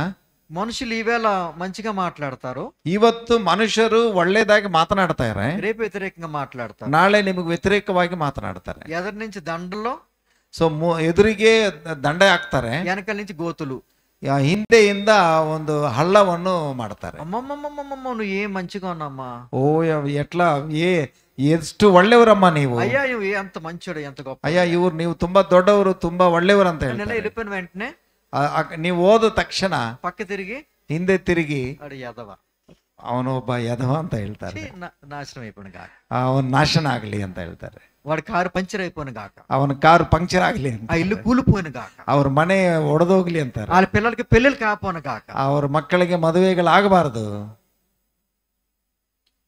ఎవరైనా మా ఇంటికి చుట్టాలు వస్తే, ಯಾರಾದ್ರೂ ನಮ್ಮ ಮನೆಗೆ ನೆಂಟರು ಬಂದ್ರೆ, సడన్ గా చుట్టాలు వచ్చారు అనుకోండి, ಸಡನ್ ಆಗಿ ನೆಂಟರು ಬಂದ್ರ ಅಂತ ಯೋಚನೆ ఊరి ಮಾಡಿ. నుంచి వచ్చారు అనుకోండి, ಊರಿಂದ ಬಂದರು, అయ్యో చాలా కాలం తర్వాత మా ఊరి నుంచి వచ్చా, కాకినాడ నుంచి వచ్చా, వెరీ గుడ్, ಅಯ್ಯೋ ತುಂಬಾ ಸಂತೋಷ, ತುಂಬಾ ದಿವಸಗಳಾದ ಮೇಲೆ ನೀವು ಕಾಕಿನಾಡದಿಂದ ಬಂದಿದ್ದೀರಾ, మరి కూర్చో మా ఇంట్లో ఉండండి, రాత్రికి ఉండండి, ಈ ರಾತ್ರಿ ನಮ್ಮ ಮನೇಲಿ ಇಲ್ಲೇ ಕೂತ್ಕೊಳ್ಳಿ ಅಂತ ಹೇಳ್ತಾರೆ. పాస్టమ్ గారు చెప్తారు, వెంటనే కూరని పంపించి ఓకే చికెన్ కర్రీ, ಪಾಸ್ಟರ್ ಅವ್ರು ಹೇಳ್ತಾರೆ, ಮಕ್ಕಳನ್ನ ಕಳಿಸಿ ಚಿಕನ್ ಅನ್ನ ತರಿಸ್ರಿ ಅಂತ, కోడి కూర, ಚಿಕನ್ ಕರಿ ಮಾಡ್ತಾರೆ. చాలా సంతోషం. ತುಂಬಾ ಸಂತೋಷ. ఆ చుట్టాలు రాత్రి ఉండిపోయారు, ಆ ರಾತ್ರಿ ಇದ್ದು ಬಿಟ್ರು ಅವರು. నెక్స్ట్ డే ఏం వండుతారు? ನಾಳೆ ಏನು ಮಾಡ್ತಾರೆ? కోడి క్యాన్సల్, ಕೋಳಿ ಇಲ್ಲ, కోడి గుడ్డులోకి వచ్చేస్తుంది, ಕೋಳಿ ಮುಟ್ಟೆಗೆ ಬರ್ತಾರೆ, గుడ్డు ಮುಟ್ಟೆ. ಇವಾಗ ఇంకొక రోజు ఉండిపోయారు, ನೆಕ್ಸ್ಟ್ ಇನ್ನೊಂದು ದಿನ ಇದ್ರು, ఎప్పుడు ఏమవుతుంది? ಇವಾಗ ಏನ್ ಮಾಡ್ತಾರೆ? కోడి క్యాన్సల్, ಕೋಳಿ ಇಲ್ಲ, గుడ్డు క్యాన్సల్, ಮುಟ್ಟೆ ಇಲ್ಲ, పప్పుచారు, ಬೇಳೆ ಸಾರು. మూడో రోజున ఏమంటే, తెలుగులో ఏమంటో తెలుసు మా భాషలో, 3 రోజుల కన్నా ఎవరన్నా ఉంటే ఆ చుట్టాలు మురుకు చుట్టాలు అంటారు, స్మెల్లింగ్. 3 ದಿವಸದ ಮೇಲೆ ಯಾರಾದ್ರೂ ನೆಂಟರು ಇದ್ರೆ ಮೂರ್ಖ ಚುಟ್ಟಾಲ್ ಅಂತಾರಂತ. ಅದು ಅಂದ್ರೆ ವಾಸನೆ ಹೊಡೋರು, ಗಬ್ಬೊಡಿಯೋರು ಅವರು. అప్పుడు అంటారు, రే ఎప్పుడు పోతారు నువ్వు? ಆವಾಗ ಕೇಳ್ತಾರೆ, ಯಾವಾಗ ಹೋಗ್ತೀರಾ? ఫస్ట్ లో వచ్చినప్పుడు అరే బల వచ్చావరా బాబు. ಸೊ ಫಸ್ಟ್ ಬಂದಾಗ ಬಂದಿದ್ದು ಒಳ್ಳೇದಾಯ್ತು, లాస్ట్ లో మాత్రం ఎప్పుడు పోతారా బాబు? ಕೊನೆಯದಾಗಿ ಯಾವಾಗ ಹೋಗ್ತಿ ಅಂತ ಹೇಳ್ತಾರೆ. ఇది మానవుడక తత్వం, ಇದು ಮನುಷ್ಯರ ತತ್ವ. దేవుని విశ్వాసములో, ದೇವರ ವಿಶ್ವಾಸಿಗಳ, దేవుని సంఘములో, ದೇವರ ಸಭೆಯಲ್ಲಿ, విశ్వాస జీవితంలో, ವಿಶ್ವಾಸ ಜೀವಿತದಲ್ಲಿ మనం నమ్మకముగా ఉండాలి. ನಾವು ನಂಬಿಕೆಯಾಗಿ, అదే మోషే గారు మనకి నేర్పిస్తున్నారు. ಅದು ನಮಗೆ ಮೋಶೆ ಕಲಿಸಿಕೊಡುವಂತ ವಾಕ್ಯ. ఎలాగ నమ్మకత్వం తాను కనపరుచుకున్నాడో దేవుడు గుర్తించాడండి. ಆತನು ತೋರಿಸಿದಂತ ನಂಬಿಕೆಯಸ್ತನ ದೇವರು ತೋರಿಸಿದ್ದಾರೆ. దేవుని పనిని విడిచిపెట్టలేదు, ದೇವರು ಆ ಕೆಲಸವನ್ನು ಬಿಟ್ಟುಕೊಟ್ಟಿಲ್ಲ. నత్తిగా ఉండే మోషే సుమారు 20 లక్షల మంది నడిపిస్తున్నాడు. ಆ ಒಂದು ಮಾತನಾಡದಕ್ಕೆ ಬರದೇ ಇರುವಂತ ಒಂದು ಮೋಶೆ 20 ಲಕ್ಷ ಜನರ ಮೇಲೆ ನಡೆಸ್ತಾ ಇದ್ದಾನೆ, సహించుకుంటున్నాడు, ಸಹಿಸಿಕೊಳ್ಳುತ್ತಾ ಇದ್ದಾನೆ, సాత్వికం చూపించాడు, ಆತನು ಸಾತ್ವಿಕವನ್ನು ತೋರಿಸ್ತಾ ಇದ್ದಾನೆ. దేవుని పనిలో నమ్మకంగా ఉన్నాడు. ದೇವರ ಕೆಲಸದಲ್ಲಿ ನಂಬಿಕೆಯಾಗಿ. ప్రభునందు ప్రియమైన దేవుని బిడ్డలారా, ದೇವರ ಕ್ರಿಸ್ತನಲ್ಲಿ ಪ್ರೀತಿಯ ದೇವರ ಮಕ್ಕಳೇ, నీ విశ్వాసంలో నువ్వు నమ్మకంగా ನೀ జీవించు. ನಿನ್ನ ವಿಶ್ವಾಸದಲ್ಲಿ ನಂಬಿಕೆಯಾಗಿ ಜೀವಿಸು. నీ సంఘములో నీ విశ్వాసం కాపాడుకోవాలి. ನಿನ್ನ ಸಭೆಯಲ್ಲಿ ನಿನ್ನ ವಿಶ್ವಾಸವನ್ನು ಕಾಪಾಡಿಕೋ. కానుకలు ఇవ్వడంలో నువ్వు నమ్మకంగా ఉండాలి. ಕಾಣಿಕೆ ಕೊಡುವುದರಲ್ಲಿ ನಂಬಿಕೆಯಾಗಿರು. కొన్నిసార్లు ఏం చేస్తారు తెలుసా? ಕೆಲವೊಂದ್ಸಾರಿ ಏನ್ ಮಾಡ್ತಾರೋ ಗೊತ್ತಾ? ఒక గుడికి వెళ్తారో, ಒಂದು ಸಭೆಗೆ ಹೋಗ್ತಾರೆ, ఇంకో గుడిలో కానుకెత్తా ఉంటారు. ಇನ್ನೊಂದು ಸಭೆಗೆ ಕಾಣಿಕೆ ಕೊಡ್ತಾರೆ. ఇది మీరు చేస్తారని చెప్తలేదు కానీ ಅದು ನೀವು ಮಾಡ್ತಾ ಇದ್ರ ಅಂತ ಹೇಳ್ತಾ ಇಲ್ಲ. కొంతమంది ಕೆಲವರು నీ దశమ భాగం దేవునికి ఇవ్వాలి. ದಶಮ ಭಾಗವನ್ನು ದೇವರಿಗೆ ಕೊಡಬೇಕು. దేవుని సేవ అభివృద్ధి చెందాలంటే నీ దశమ భాగం ఖజానాలో ఇవ్వాలి. ದೇವರ ಸೇವೆ ಅಭಿವೃದ್ಧಿ ಆಗ್ಬೇಕಂದ್ರೆ ನಾವು ದಶಮ ಭಾಗವನ್ನು ದೇವರ ಸನ್ನಿಧಾನದಲ್ಲಿ ಕೊಡಬೇಕು. నీకున్నదంతా దేవుడిచ్చిందాడు. ದೇವರು ನಿನಗೆ ಇರುವುದೆಲ್ಲ ದೇವರು ಕೊಟ್ಟಿದ್ದಾರೆ. ఇదేమీ లేదు, ನಿಂದೇನು ಇಲ್ಲ. దేవుడిచ్చిన దాంట్లోనే తిరిగి దేవునికి దశమ భాగం అన్నమాట. ದೇವರು ನಿನಗೆ ಕೊಟ್ಟಿದ್ದರಷ್ಟರಲ್ಲೇ ನೀವು ದೇವರಿಗೆ ಮತ್ತೆ ಹಿಂತಿರುಗಿ ದಶಮ ಭಾಗವನ್ನು ಕೊಡ್ತಾ ಇದ್ದೀರಾ. ఎంత పెద్ద కన్సెషన్ ఇచ్చాడు దేవుడు. ದೇವರು ಎಷ್ಟು ಕಡಿಮೆ ಮಾಡಿದ್ದಾರೆ. ఆ 10 దశమ భాగం ఇవ్వం మనం. ಅದು ನಾವು ದಶಮ ಭಾಗ ಕೆಲವೊಂದ್ಸಾರಿ ಕೊಡಲ್ಲ. మా ఊరికి పంపిస్తా అంటాం. ನನ್ನ ಊರಿಗೆ ಕಲಿಸ್ತಾ ಇದ್ದೀನಿ ಅಂತೀವಿ. ನಾವು ఆరాధనకి ఎక్కడికి వస్తాం, ಆರಾಧನೆಗೆ ಇಲ್ಲಿಗೆ ಬರ್ತೀವಿ, కానికే ఊరు పంపిస్తాం. ಕಾಣಿಕೆ ಮಾತ್ರ ನಮ್ಮ ಊರಿಗೆ ಕಲಿಸ್ತೀವಿ. అది ఎలా ఉంటదంటే, ಅದು ఏ ರೀತಿ ಇರುತ್ತಂತೆ, ఒక హోటల్లో టిఫిన్ చేసి ಒಂದು ಹೋಟ್ಲಲ್ಲಿ ಟಿಫಿನ್ ಮಾಡಿ వేరే హోటల్లో బిల్ ఎత్తున్నాం. ಇನ್ನೊಂದು ಹೋಟ್ಲಲ್ಲಿ ಬಿಲ್ ಕಟ್ತಾ ಇದೀವಿ. అంటే హోటల్లో తినేసి ಹೋಟೆಲ್ తినిಬಿಟ್ಟು బిల్ నీకే అది వేరే హోటల్కి ఎత్తానంట. ಬೇರೆ ಹೋಟೆಲ್ಗೆ ಬಿಲ್ ಕಟ್ಟಕ್ಕ నమ్మకత్వము, ಅದು ಮೂರ್ಖತನ. Be faithful. ದೇವರಿಗೆ ನಂಬಿಕೆಯಾಗಿರಬೇಕು. చిన్న వాటిలో నమ్మకం ఉన్న వాడికి ಚಿಕ್ಕದರಲ್ಲಿ ನಾವು ನಂಬಿಕೆಯಾಗಿದ್ರೆ దేవుడు అధికమైన ఆశీర్వాదం ఇస్తాడు. ದೇವರು ಹೆಚ್ಚಾದ ಆಶೀರ್ವಾದಗಳನ್ನು ದಯಪಾಲಿಸ್ತಾರೆ. God gives talents to everyone to be used for his glory. ದೇವರು ಕೊಡುವಂತ ತಲಾಂತಗಳನ್ನು ದೇವರ ಮಹಿಮೆಗೋಸ್ಕರ ನಾವು ಉಪಯೋಗಿಸಬೇಕು. ఒకటే సాత్వికము, ಮೊದಲನೆಯದು ಸಾತ್ವಿಕತನ, 2 నమ్మకత్వము, ಎರಡನೆಯದು ನಂಬಿಕೆಯಸ್ತನ, ఆఖరి ಕಡೆಯದು దేవాది దేవుడి కిందకు వచ్చాడు మేఘస్తంభంలో. ದೇವರು ಮೇಘಸ್ತಂಭ ರೂಪದಲ್ಲಿ ಕೆಳಗೆ ಬಂದರು. ಮೋಶೆ, ಆರೋನ್, ಮಿರಿಯಾಮ್ బయటకు రండి. ಎಲ್ಲರೂ ಹೊರಗೆ ಬನ್ನಿ. చదివారు కదా మీరు, ಓದಿದ್ರಲ್ಲ. బయటకు వచ్చారు, ಹೊರಗೆ ಬಂದ್ರು. నాకు ఇప్పటికీ తెలియదు మోషకి తెలిసే లేదో వీళ్ళు కొనుక్కుంటున్నారని. ಇವರು ವಿರೋಧವಾಗಿ ಮಾತನಾಡ್ತಾ ಇದ್ದಾರೆ ಅಂದು ಮೋಶೆಗೆ ಇವಾಗಲೂ ತಿಳಿದಿದೆಯೋ ಇಲ್ವೋ ನನಗೆ ಗೊತ್ತಿಲ್ಲ. కానీ దేవుని తెలుసు. ಆದ್ರೆ ದೇವರಿಗೆ ಗೊತ್ತು. నీ స్వరము నా స్వరము, ನಿನ್ನ ಸ್ವರ ನನ್ನ ಸ್ವರ, నీ కష్టము నా కష్టము, ನಿನ್ನ ಕಷ್ಟ ನನ್ನ ಕಷ್ಟ దేవుడు ఎరిగినవాడు. ದೇವರು ಗೊತ್ತಿದೆ. ఆయనకు మొర పెట్టాలి, ಆತನಿಗೆ ಗೊತ್ತಿದೆ. ఆయనకు మొర పెట్టాలి. భయపడవద్దు, ಹೆದರಬೇಡ, ಭಯಪಡಬೇಡ. నువ్వు మొర పెట్టు, దేవుడు ఆలకించు. ದೇವರು ನೀನು ಪ್ರಾರ್ಥನೆ ಮಾಡುವಾಗ ಕೂಗಿದಾಗ ದೇವರು ಆಲಕಿಸ್ತಾರೆ. దేవాది దేవుడి కిందకి దిగొచ్చాడండి. ದೇವಾತಿ ದೇವನ ಕೆಳಗೆ ಇಳಿದು ಬಂದಾನೆ. ఎందుకు? ಯಾಕೆ?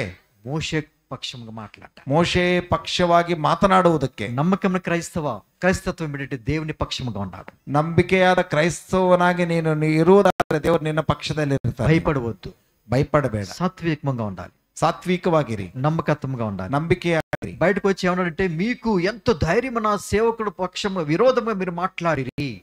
ದೇವರು ಹೇಳ್ತಾ ಇದ್ದಾರೆ, ನನ್ನ ಸೇವಕನ ವಿರೋಧವಾಗಿ ಮಾತನಾಡೋದಕ್ಕೆ ನಿಮ್ಗೆ ಎಷ್ಟು ಧೈರ್ಯ ಅಂತ ಕೇಳ್ತಾ ಇದ್ದಾರೆ. చెప్పిందారు దేవుడు అనంటే, మోషే నా ఇంటిలో ఉన్నవారందరిలో మిక్కిలి నమ్మకమైనవాడు. ಇದೆಲ್ಲ ಮಾತನಾಡಿದ ಮೇಲೆ ದೇವರು ಹೇಳಿದ ಮಾತೇನಂದ್ರೆ, ಮೋಶೆ ನನ್ನ ಮನೆಯಲ್ಲಿ ತುಂಬಾ ನಂಬಿಕೆಯುಳ್ಳವನು. ఇదంతా అయిపోయింది. దేవుడు రోషముగా మాట్లాడుతున్నాడు. ದೇವರು ರೋಷದಿಂದ ಮಾತನಾಡ್ತಾ ಇದ್ದಾರೆ. అయిపోయిన తర్వాత, ಇದಾದ ಮೇಲೆ చూసినట్లయితే తర్వాత ನೋಡಿದ್ರೆ ನಾವು దేవుడు అదృశ్యమైపోయాడు. దేవుడు ಕಾಣಿಸ್ಲಿಲ್ಲ ಅಲ್ಲಿ. కేవలం పాత నిబంధనలో గాడ్ ద వర్డ్ దాబార్, ఇన్విజిబుల్ వాయిస్. ಆತನು మరి ಕಾಣದೇ ಇರುವಂತ ಒಂದು ಸ್ವರವಾಗಿರ್ತಾನೆ ದೇವರು, ದಾಬಾರ್ ಅಂತ. So he came on the pillar of cloud. ಆತನು ಮೇಘಸ್ತಂಭ ಮೂಲಕ ಬಂದರು. Only voice is audible, nobody could see him. ಆತನನ್ನು ನೋಡುವುದಕ್ಕಾಗಲ್ಲ, ಬರೀ ಸ್ವರ ಮಾತ್ರ ಕೇಳಿಸ್ತಾ ಇದೆ. when God left that place, ಆ ಸ್ಥಳವನ್ನು ದೇವರು ಬಿಟ್ಟಾಗ Moshe, Aaron and Miriam are looking at each other. ಅವರು 3 ಜನ, ಮೋಶೆ, ಆರೋನ್, ಮಿರಿಯಾಮು ಒಬ್ಬರನ್ನೊಬ್ಬರು ನೋಡ್ಕೊಂತಾ ಇದ್ದಾರೆ. God called these 3 people, no? ಯಾಕಂದ್ರೆ ದೇವರು ಈ 3 ಜನರನ್ನ ಕರೆದರಲ್ಲ. And suddenly they realized, ಅವ್ರಿಗೆ ಅಕಸ್ಮಾತ್ತಾಗಿ ಗೊತ್ತಾಯಿತು, Miriam's hand were different. ಮಿರಿಯಾಮು మరి ವ್ಯತ್ಯಾಸವಾಗಿದ್ರು. And she became a victim of a curse. ಅವರಿಗೆ ಒಂದು ಶಾಪ ಬಂತು. And she had leprosy. ಅವರಿಗೆ ಕುಷ್ಠರೋಗ ಬಂತು. Then Aaron saw Miriam. ಆರೋನು ಮಿರಿಯಾಮ್ನನ್ನ ನೋಡಿದ್ರು. Maybe he must be filled with a lot of sorrow and grief for a sister. ಒಂದು ವೇಳೆ ಆ ಅಕ್ಕನ ಬಗ್ಗೆ ತುಂಬಾ ಚಿಂತೆ ಹೊಂದಿರಬೇಕಾದ. He represents the priesthood of believers. ಯಾಕಂದ್ರೆ ಆತನು He's a priest. ಎಲ್ಲ ಯಾಜಕ ಧರ್ಮಕ್ಕೆ ನಾಯಕನು. And he sees his sister, a prophetess, now has leprosy. ಒಬ್ಬ ಪ್ರವಾದಿನಿಯಾದ ತಂಗಿ ಅಕ್ಕ ಒಂದು ಕುಷ್ಠರೋಗ ಹೊಂದಿದ್ದಾರೆ. See, all within the family happening now. ಇವು ಕುಟುಂಬದಲ್ಲೇ ಆಗ್ತಾ ಇದೆ ಎಲ್ಲ. I don't know what can be the emotion for Aaron. ಮತ್ತೆ ಆರನಲ್ಲಿದ್ದ ಆವೇಶ ಏನೋ ಗೊತ್ತಿಲ್ಲ ನನಗೆ. Then if you read down verses 11 and 12, 11-12ನೇ ವಚನ ಓದುವುದಾದ್ರೆ, Aaron tells to Moses, ಆಗ ಆರೋನು ಮೋಶೆಗೆ ಹೇಳ್ತಾ ಇದ್ದಾನೆ, Moses, ಮೋಶೆ, please call on the name of God. ದಯವಿಟ್ಟು ದೇವರಿಗೆ ಮೊರೆ ಇಡಿ ಅಂತ ಹೇಳ್ತಾ ಇದ್ದಾರೆ. Please call the name of God. ದೇವರ ನಾಮವನ್ನು ಕರೆಯಿರಿ ಅಂತ ಕೇಳ್ತಾ ಇದ್ದಾರೆ. And I don't know what Moses must be going through. ಒಂದು ವೇಳೆ ಮೋಶೆ ಏನು ಆಲೋಚನೆ ಮಾಡ್ತಾ ಇದ್ರು ನನಗೆ ಗೊತ್ತಿಲ್ಲ. What we will do in the place of Moses. ಒಂದು ವೇಳೆ ನಾವು ಮೋಶೆ ಸ್ಥಾನದಲ್ಲಿ ಇದ್ರೆ ನಾವೇನ್ ಮಾಡ್ತೀವಿ? What you will do? ನೀವೇನ್ ಮಾಡ್ತೀರಾ? భలే జరిగింది నీకు. ಒಳ್ಳೇದು ಮಾಡಿದ್ರೆ ದೇವ್ರ ಅಂತ ಯೋಚನೆ ಮಾಡಿ. ముందే చెప్పాను, ನಾನು ಮೊದಲೇ ಹೇಳಿದ್ದೇನೆ ನಿನಗೆ, నా వ్యతిరేకంగా మాట్లాడొద్దని, ನನಗೆ ವಿರೋಧವಾಗಿ ಮಾತನಾಡಬೇಡ ಅಂತ. భలే నీకు కుష్ఠరోగం వచ్చింది, ನಿನಗೆ ಒಳ್ಳೆಯ ಕುಷ್ಠರೋಗ ಬಂತು, నువ్వు శపించబడ్డావు, ನೀನು నాశనం అయిపోతావు, ನೀನು ನಾಶನವಾಗ್ತೀಯ అంటావా? ಅಂತೀವಲ್ಲ, బహుశా అంటామేమో ಅಂತೀವೇನೋ ನಾವು. కదా, మనం చేసిన తప్పే కదా. ಅವ್ರು ಮಾಡಿದ ತಪ್ಪು ತಾನೆ. దేవుని సేవకుడు వ్యతిరేకంగా మాట్లాడుతుంది, ದೇವರ ಸೇವಕನಿಗೆ ವಿರೋಧವಾಗಿ ಮಾತನಾಡಿದಿರಲ್ಲ. ఇప్పుడు శపించబడ్డా దేవునితో. ಇವಾಗ ದೇವರು ಶಪಿಸಿದ್ದಾರೆ. మీరు అడగవచ్చు, థియోలాజికల్ ఆర్గ్యుమెంట్ ఉంటుంది ఇది ఒకటి. ಒಂದು ವೇಳೆ ನಾವು ವೇದಾಂತವಾಗಿ ಒಂದು ತರ್ಕವಾದ ಮಾಡಬಹುದು. నేను కొన్ని బైబిల్ కాలేజీలో క్లాస్ మిషన్స్ చెప్తా ఉంటాను. ನಾನು ಬೈಬಲ್ ಕಾಲೇಜಲ್ಲಿ ಬೋಧನೆ ಮಾಡ್ತಾ ಇರ್ತೀನಿ. ఒక కుర్రాడు అడిగాడు, ಒಬ್ಬ ಹುಡುಗನ ಕೇಳಿದ, సార్ మిరియాము ఆరోన్లు దేవునికి విరోధం, మోషే విరోధముగా మాట్లాడిరి, మిరియామ్కి ఎందుకు వచ్చింది కుష్ఠరోగం, ఆరోన్కి ఎందుకు రాలేదు? ಸೊ ಮಿರಿಯಾಮು ಆರೋನ್ ಇಬ್ಬರು ಮೋಶೆಗೆ ವಿರೋಧವಾಗಿ ಮಾತನಾಡಿದ್ರಲ್ಲ, ಆರೋನ್ಗೆ ಕುಷ್ಠರೋಗ ಬಂದಿಲ್ಲ, ಮಿರಿಯಾಮ್ಗೆ ಮಾತ್ರ ಯಾಕೆ ಕುಷ್ಠರೋಗ ಬಂತಂತ ಕೇಳಿದ್ರು. జాగ్రత్తగా ఆలోచించాలి. ನೀವು ಕೇಳಬೇಕು. దేవుని సేవకుడి మీద దేవుని ಸೇವಕರ ವಿರೋಧವಾಗಿ ఏ మనిషి చేపట్టలేడు. ఎవరు ಕೈ ಇಡುವುದಕ್ಕಾಗಲ್ಲ. God will deal with him. ದೇವರು ಅದನ್ನು ನೋಡ್ಕೊಂತಾರೆ. So Miriam became the victim to the curse. ಮತ್ತು ಮಿರಿಯಾಮು ಆ ಶಾಪಕ್ಕೆ ಗುರಿಯಾದರು. ఇందులో తత్వం ఏంటంటే, ಇದರಲ್ಲಿ ಇರುವಂತ ಒಂದು ಆಲೋಚನೆ ಏನಂದ್ರೆ, మోషే ఏమీ మాట్లాడలేదండి. మోషే ಏನು ಮಾತಾಡೇ ಇಲ್ಲ. మొదటి వచనం నుంచి 13వ వచనం చూస్తే మోషే ఒక్క మాట మాట్లాడలేదు. 1ನೇ ವಚನದಿಂದ 13ನೇ ವಚನ ತನಕ ಮೋಶೆ ಏನು ಮಾತಾಡೇ ಇಲ್ಲ. జ్ఞాపకం చేసుకొని క్రైస్తవ విశ్వాస జీవితంలో ಜ್ಞಾಪಕ ಇಟ್ಟುಕೊಳ್ಳಿ, ಕ್ರೈಸ್ತವ ವಿಶ್ವಾಸ ಜೀವನದಲ್ಲಿ చాలా సార్లు నెమ్మదిగా ఉండాలి. ನಾವು ನೆಮ್ಮದಿಯಾಗಿರಬೇಕು. ಅನೇಕ ಪರ್ಯಾಯಗಳು దేవుని యొక్క సన్నిధిలో నెమ్మదిగా ఉండాలి. ದೇವರ ಸನ್ನಿಧಾನದಲ್ಲಿ ನಂಬಿಕೆಯಾಗಿರಬೇಕು. మోకాళ్ళ మీద ప్రార్థన చేయాలి. ನಾವು ಮೊಣಕಾಲೂನಿ ಪ್ರಾರ್ಥನೆ ಮಾಡಬೇಕು. సైలెంట్, బి సైలెంట్, ನಿಶಬ್ದವಾಗಿರಬೇಕು. ನಾವು దేవుడు మీతో మాట్లాడతాడు. ದೇವರು ಮಾತನಾಡ್ತಾರೆ. ఇప్పుడు మోషే గారు ప్రార్థన చేస్తున్నారు. ಇವಾಗ ಮೋಶೆ ಪ್ರಾರ್ಥನೆ ಮಾಡ್ತಾ ಇದ್ದಾರೆ. ఆయన ప్రార్థన 13వ వచనం ఉంది. 13ನೇ ವಚನದಲ್ಲಿ ಆತನ ಪ್ರಾರ್ಥನೆ ಇದೆ. తెలుగులో ఏముందంటే, మోషే ఎలుగెత్తి, దేవా దయచేసి ఈమెను బాగు చేయమని యెహోవాకు మొరపెట్టును. హీబ్రూ బైబిల్ చదివితే మోషే ఎలుగెత్తి 2 సార్లు రాశారు, దేవా దేవా. The Hebrew Bible talks about using the word, it is Adonai, God, Elohim, God. Elohim, the word Lord twice, and telling, please healer. So ಇಲ್ಲಿ ಹೇಳ್ತಾ ಇರೋದೇನಂದ್ರೆ, ಪ್ರಭುವೇ ಈಕೆಯನ್ನು ಸ್ವಸ್ಥತೆ ಮಾಡಿ ಅಂತ ಹೇಳ್ತಾರೆ. మూడో గుణతత్వం ఏంటో తెలుసా? 3ನೇದೇನೋ ಗೊತ್ತಾ ಲಕ್ಷಣ? క్షమాపణ, ಕ್ಷಮಿಸುವಂಥದ್ದು. క్షమాపణ, ಕ್ಷಮಿಸುವಂಥದ್ದು. సాత్వికము, ಸಾತ್ವಿಕತನ, నమ్మకత్వము, ನಂಬಿಕೆಸ್ತನ, క్షమాపణ. ಕ್ಷಮಿಸುವುದು. ఇంగ్లీష్ లో ಇಂಗ್ಲಿಷಲ್ಲಿ meekness, meekness, faith, faithfulness, forgiveness. Forgiveness. Moshe exhibited a great character to forgive his sister. ಮೋಶೆ ತೋರಿಸಿದಂಥದ್ದೇನೆಂದ್ರೆ, ದೊಡ್ಡ ಲಕ್ಷಣ ಕ್ಷಮಿಸಿ ಅವರ ಅವರ ಅಕ್ಕವನ್ನು ಕ್ಷಮಿಸಿದರು. You know what the biggest struggle the church is going through in India and elsewhere?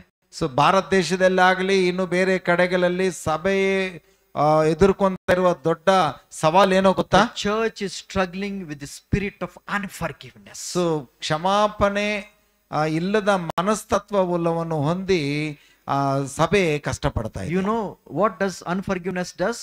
ಕ್ಷಮಾಪಣೆ ಇಲ್ಲ ಎಂದರೆ ಏನು ಗೊತ್ತಾ? It cripples our life. ನಮ್ಮ ಜೀವನವನ್ನು ಅದು ನಾಶನ ಮಾಡ್ತದೆ. Cripples అంటే మనకి ఏంటిది కాలు చేతులు కట్టేసినట్లు, ಅದು ಕಾಲು ಕೈ ಕಟ್ಟಿದಾಗೆ, పక్షవాతం వచ్చినట్లు. ಪಕ್ಷವಾಯು ಬಂದಂಗೆ. క్షమాపణకి మూల మూల కారణం ఏంటి తెలుసా? ఫిజికల్ గా చాలా మంది మంచం మీద పడిపోతారు. ಸೊ ಕ್ಷಮಾಪಣೆ If you don't forgive, ನೀನು ಕ್ಷಮಾಪಣೆ ಮಾಡಿಲ್ಲ ಅಂದ್ರೆ ಏನಾಗುತ್ತೋ ಗೊತ್ತಾ? ನಾವು ಮಂಚದ ಮೇಲೆ ಬಿದ್ದೋಗ್ತೀವಿ. listen to me very carefully. Great spiritual truth. ಒಂದು ಆತ್ಮಿಕದ ಸತ್ಯ ಇದು, ಜಾಗ್ರತೆಯಾಗಿ ಕೇಳಿ. I'll tell you one true story and close it. ನೀನು ಒಂದು ಕಥೆಯನ್ನು ಹೇಳಿ ನಾನು ಮುಗಿಸ್ತೀನಿ. సారీ, ఎందుకంటే మా ఆంధ్ర ప్రాంతంలో ఆ జోష్ వచ్చేసింది నాకు. మా చర్చలో 30 నిమిషాలు 20 నిమిషాలు మాట్లాడు. ನಾನು ಆಂಧ್ರ ಜೋಶ್ ನನಗೆ ಬಂತು, ಅದಕ್ಕೆ ಜಾಸ್ತಿ ಮಾತನಾಡ್ತಾ ಇದ್ದೀನಿ. ಇಲ್ಲಾಂದ್ರೆ 20 ನಿಮಿಷ ಮಾತಾಡ್ತೀನಿ. ఒక సాక్షి చెప్తాను. ಒಂದು ಸಾಕ್ಷಿ ಹೇಳ್ತೀನಿ. పూనాలో చాలా కాలం పరిచయం చేస్తాను. ನಾನು ಪೂನಾ ನಗರದಲ್ಲಿ ತುಂಬಾ ಪರಿಚಯ నా ಮಾಡಿದ್ದೀನಿ. మిషన్ వర్క్ అక్కడే ప్రారంభించాను. ಅಲ್ಲಿ ನಾನು సేವೆ ప్రారంಭಿಸಿದೆ. అక్కడ ఒక సంఘాన్ని స్థాపించాను. ಅಲ್ಲಿ ಒಂದು ಸಭೆ ಸ್ಥಾಪನೆ మా ಮಾಡಿದೆ. సంఘం కూడా పూనాలో ఎలాగే ఉంటది. ನಮ್ಮ ಪುಣೆಯಲ್ಲಿ ನಮ್ಮ ಸಭೆಯನ್ನು ಇದೇ ರೀತಿ ಇರುತ್ತೆ. మేమందరి కింద కూర్చుంటాం, పాస్టర్ తో పాటు నేను కూడా. ಪಾಸ್ಟ್ರುನು ಕೆಳಗಡೆ ಕೂತ್ಕೊಂತಾರೆ ಅಲ್ಲಿ. డోలకు ఖంజరి తాళాలు అదే ಡೋಲಕ್ಕು ಈ ಜಾಲ್ರ ಇದು ಮಾತ್ರ ಇರುತ್ತೆ. అంత మరాఠా కమ్యూనిటీ. ಎಲ್ಲರೂ ಮರಾಠಿಯವರು. ఇప్పుడు 150 మంది అయిపోయారు. ಒಂದು 150 ಜನ ಆಗ್ಬಿಟ್ರಿ ಇವಾಗ. వచ్చే ఆదివారం నేను వాళ్ళ మధ్యలో ఉంటాను. నేను స్థాపించిన సంఘం. ಬರುವ ಭಾನುವಾರ ಆ ಸಭೆಯಲ್ಲಿ ಇರ್ತೀನಿ, ನಾನು ಸ್ಥಾಪಿಸಿದ್ದೀನಿ. అటువంటి 100 గ్రామాలు స్థాపించాం సంఘం. ಆದರೆ ಆ ರೀತಿ 100 ಗ್ರಾಮಗಳಲ್ಲಿ ಸಭೆಗಳನ್ನು ಸ್ಥಾಪಿಸಿದ್ದೀವಿ. సేవకులను ఏర్పాటు చేసేసాను. ಸೇವಕರನ್ನ ತಯಾರು ಮಾಡಿದ್ದೀನಿ. వాళ్ళకి అప్పచెప్పేసాను. ಅವರಿಗೆ ನಾನು ಬಿಟ್ಟು ಕೊಟ್ಟಿದ್ದೀನಿ. సంస్థ పేరు కాదు, నా పేరు కాదు, ನನ್ನ ಹೆಸರಿಲ್ಲ, ಸಂಸ್ಥೆ ಹೆಸರು ಇಲ್ಲ. దేవుని ఆత్మ కార్యము ఆత్మ రూపంలో నడిపించుకోండి. ದೇವರ ಆತ್ಮ ಕಾರ್ಯಗಳು ಆತ್ಮ ವಿಧಾನದಲ್ಲಿ ನಡೆಸ್ತಾ ఇది ಇದೆ. చాలా బలమైన పరిచర్య. ಇದು ಒಂದು ಬಲವಾದ ಒಂದು ಪರಿಚರ್ಯ. సో దేవుడి విషయము మోషేతో మాట్లాడుతూ, ದೇವರು ಮೋಶೆ ಜೊತೆಯಲ್ಲಿ ಮಾತನಾಡುತ್ತಾ, మోషే చేసిన ప్రార్థన ఏమిటంటే, ಮೋಶೆ ಮಾಡಿದ ಪ್ರಾರ್ಥನೆ ಏನಂದ್ರೆ, ఈమెను క్షమించుము, ಇವರನ್ನು ಕ್ಷಮಿಸು ಅಂತ ಕೇಳಿದ್ರು. సో పూనాలో ఈ సేవకుడు వచ్చాడు. ಪುಣೆಯಿಂದ ಒಬ್ಬ ಸೇವಕನು ಬಂದನು. చాలా పవర్ఫుల్ మ్యాన్. ತುಂಬಾ ಬಲವುಳ್ಳ ಸೇವಕನು. ఒక నేను ఆ కమిటీలో నేను మెంబర్, ఆర్గనైజింగ్ కమిటీ టీమ్. ಒಂದು ಆರ್ಗನೈಸಿಂಗ್ ಕಮಿಟಿ ಟೀಮ್ ಅಲ್ಲಿ ನಾನು ಸದಸ್ಯನಾಗಿದ್ದೆ. ఒక రిక్వెస్ట్ వచ్చింది. ಒಂದು ಕೋರಿಕೆ ಬಂತು. Sir, very important person. Sir, ತುಂಬಾ ಬೇಕಾದವರು. She is a lady. ಅವರು ಸ್ತ್ರೀ. and she want the pastor to come and pray for her in the house. ಮನೆಗೆ ಬಂದು ಅವರಿಗೆ ಪ್ರಾರ್ಥನೆ ಮಾಡಬೇಕಂತ ಕೋರ್ತಾ ಇದ್ದಾರೆ. and this speaker who came to our city, I will not name him. ಇವರು ಆ ಪಟ್ಟಣಕ್ಕೆ ಬಂದ ಒಬ್ಬ ಸೇವಕನು. he doesn't go to anybody's people's house when he goes for meetings. ಯಾವ ಮೀಟಿಂಗ್ಸ್ ಹೋದ್ರು ಅವ್ರ ಮನೆಗಳಿಗೆ ಹೋಗಲ್ಲ. but the request was very powerful. ಅವರಿಗೆ ಕೇಳಿದ್ದು ತುಂಬಾ ಬಲವಾಗಿತ್ತು. so I went to the speaker and told, ಅವರ ಹತ್ರ ಹೋಗಿ ಹೇಳಿದ್ರು, pastor, there is a request. ಪಾಸ್ಟ್ರೆ, ಒಂದು ಮನವಿ ಇದೆ ಅಂತ. our meetings are in the evenings. ಸಾಯಂಕಾಲ daytime he is fasting and praying. ಸಾಯಂಕಾಲ ಕೂಟಗಳಿದೆ, ಬೆಳಗ್ಗೆ ಫಾಸ್ಟಿಂಗ್ ಪ್ರೇಯರ್ ಇದೆ. there is one lady who's very desperate that you need to come to her house and pray for her. ಒಬ್ಬ ಸ್ತ್ರೀ ಕೋರ್ತಾ ಇದ್ದಾರೆ, ಮನೆಗೆ ಬಂದು ಪ್ರಾರ್ಥನೆ ಮಾಡಬೇಕು. this is true story. ಇದು ನಿಜವಾಗಿ ನಡೆದಂತ ಒಂದು ಘಟನೆ. he said, what the problem? ಏನು ಸಮಸ್ಯೆ ಅಂತ ಕೇಳಿದ್ರು. then I checked the problem with that lady. ಆ ಸ್ತ್ರೀಯೊಂದಿಗೆ ಏನು ಸಮಸ್ಯೆ ಅಂತ ಕೇಳಿದ್ರು. 16 years she is paralyzed and she's on wheelchair. 16 ವರ್ಷಗಳಿಂದ ಪಕ್ಷವಾಯುವುದಿಂದ ವೀಲ್ ಚೇರ್ ಅಲ್ಲಿ ಇದ್ದಾರೆ. and she is not able to come out. ಅವರು ಹೊರಗೆ ಬರುವುದಕ್ಕೆ ಆಗ್ತಾ ಇಲ್ಲ. so she is so desperate. if this God servant comes to her house, she'll be healed.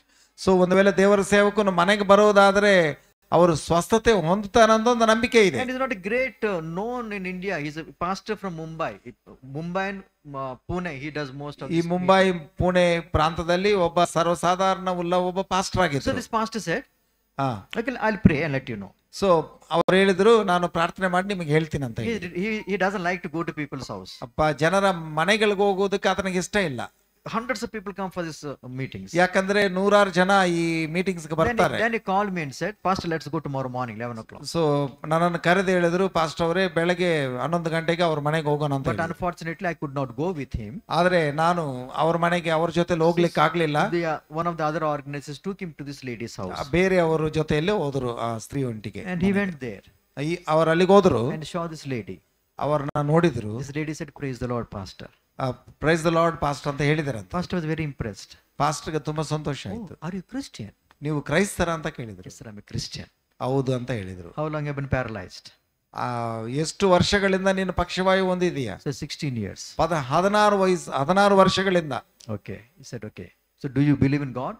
ಸರಿ ಎಂದು ನೀವು ದೇವರನ್ನು ನಂಬುತ್ತಾ ಇದೀಯಾ? Do you have faith? ನಿನಗೆ ವಿಶ್ವಾಸ ಇದೆಯಾ? She said, yes sir. Yes ಅಂತ ಹೇಳಿದ್ರು. She said, but if you lay your hands and pray and touch my legs, I'll be healed. ನೀನು ನನ್ನ ಮೇಲೆ ಕೈ ಇಟ್ಟು ನನ್ನ ಕಾಲುಗಳನ್ನು ಮುಟ್ಟಿದ್ರೆ ನಾನು ಗುಣವಾಗ್ತೀನಿ ಅಂತ ಹೇಳಿದ್ರು. That pastor looked at her. ಆ ಪಾಸ್ಟರ್ ಅವರ ನೋಡಿ, He told, tell me about your family. ನಿಮ್ಮ ಕುಟುಂಬದ ಬಗ್ಗೆ ನನಗೆ ಹೇಳಿ ಅಂತ ಹೇಳಿ. Why are you alone? ನೀನ್ ಯಾಕೆ ಒಂಟಿಯಾಗಿದೀಯಾ? Pastor, I did not get married. ನನಗೆ ಮದುವೆ ಆಗ್ಲಿಲ್ಲ. I live alone. ನಾನು ಒಬ್ಬಂಟಿಯಾಗಿ ಜೀವಿಸ್ತಾ ಇದ್ದೀನಿ. Tell me about your parents. ನಿಮ್ಮ ತಂದೆ ತಾಯಿ ಬಗ್ಗೆ ಹೇಳಿ. They passed away. ಅವರು ಸತ್ತೋಗಿದ್ದಾರೆ. How many years back? ಎಷ್ಟು ವರ್ಷಗಳ ಹಿಂದೆ? 30 years back. 30 ವರ್ಷಗಳ This ಹಿಂದೆ. lady itself, she's in 70s. ಇವರಿಗೆ 70 ವರ್ಷ ಆಯಿತು. What about your brothers? ನಿಮ್ಮ ಅಣ್ಣ ತಮ್ಮಂದಿರೇನು?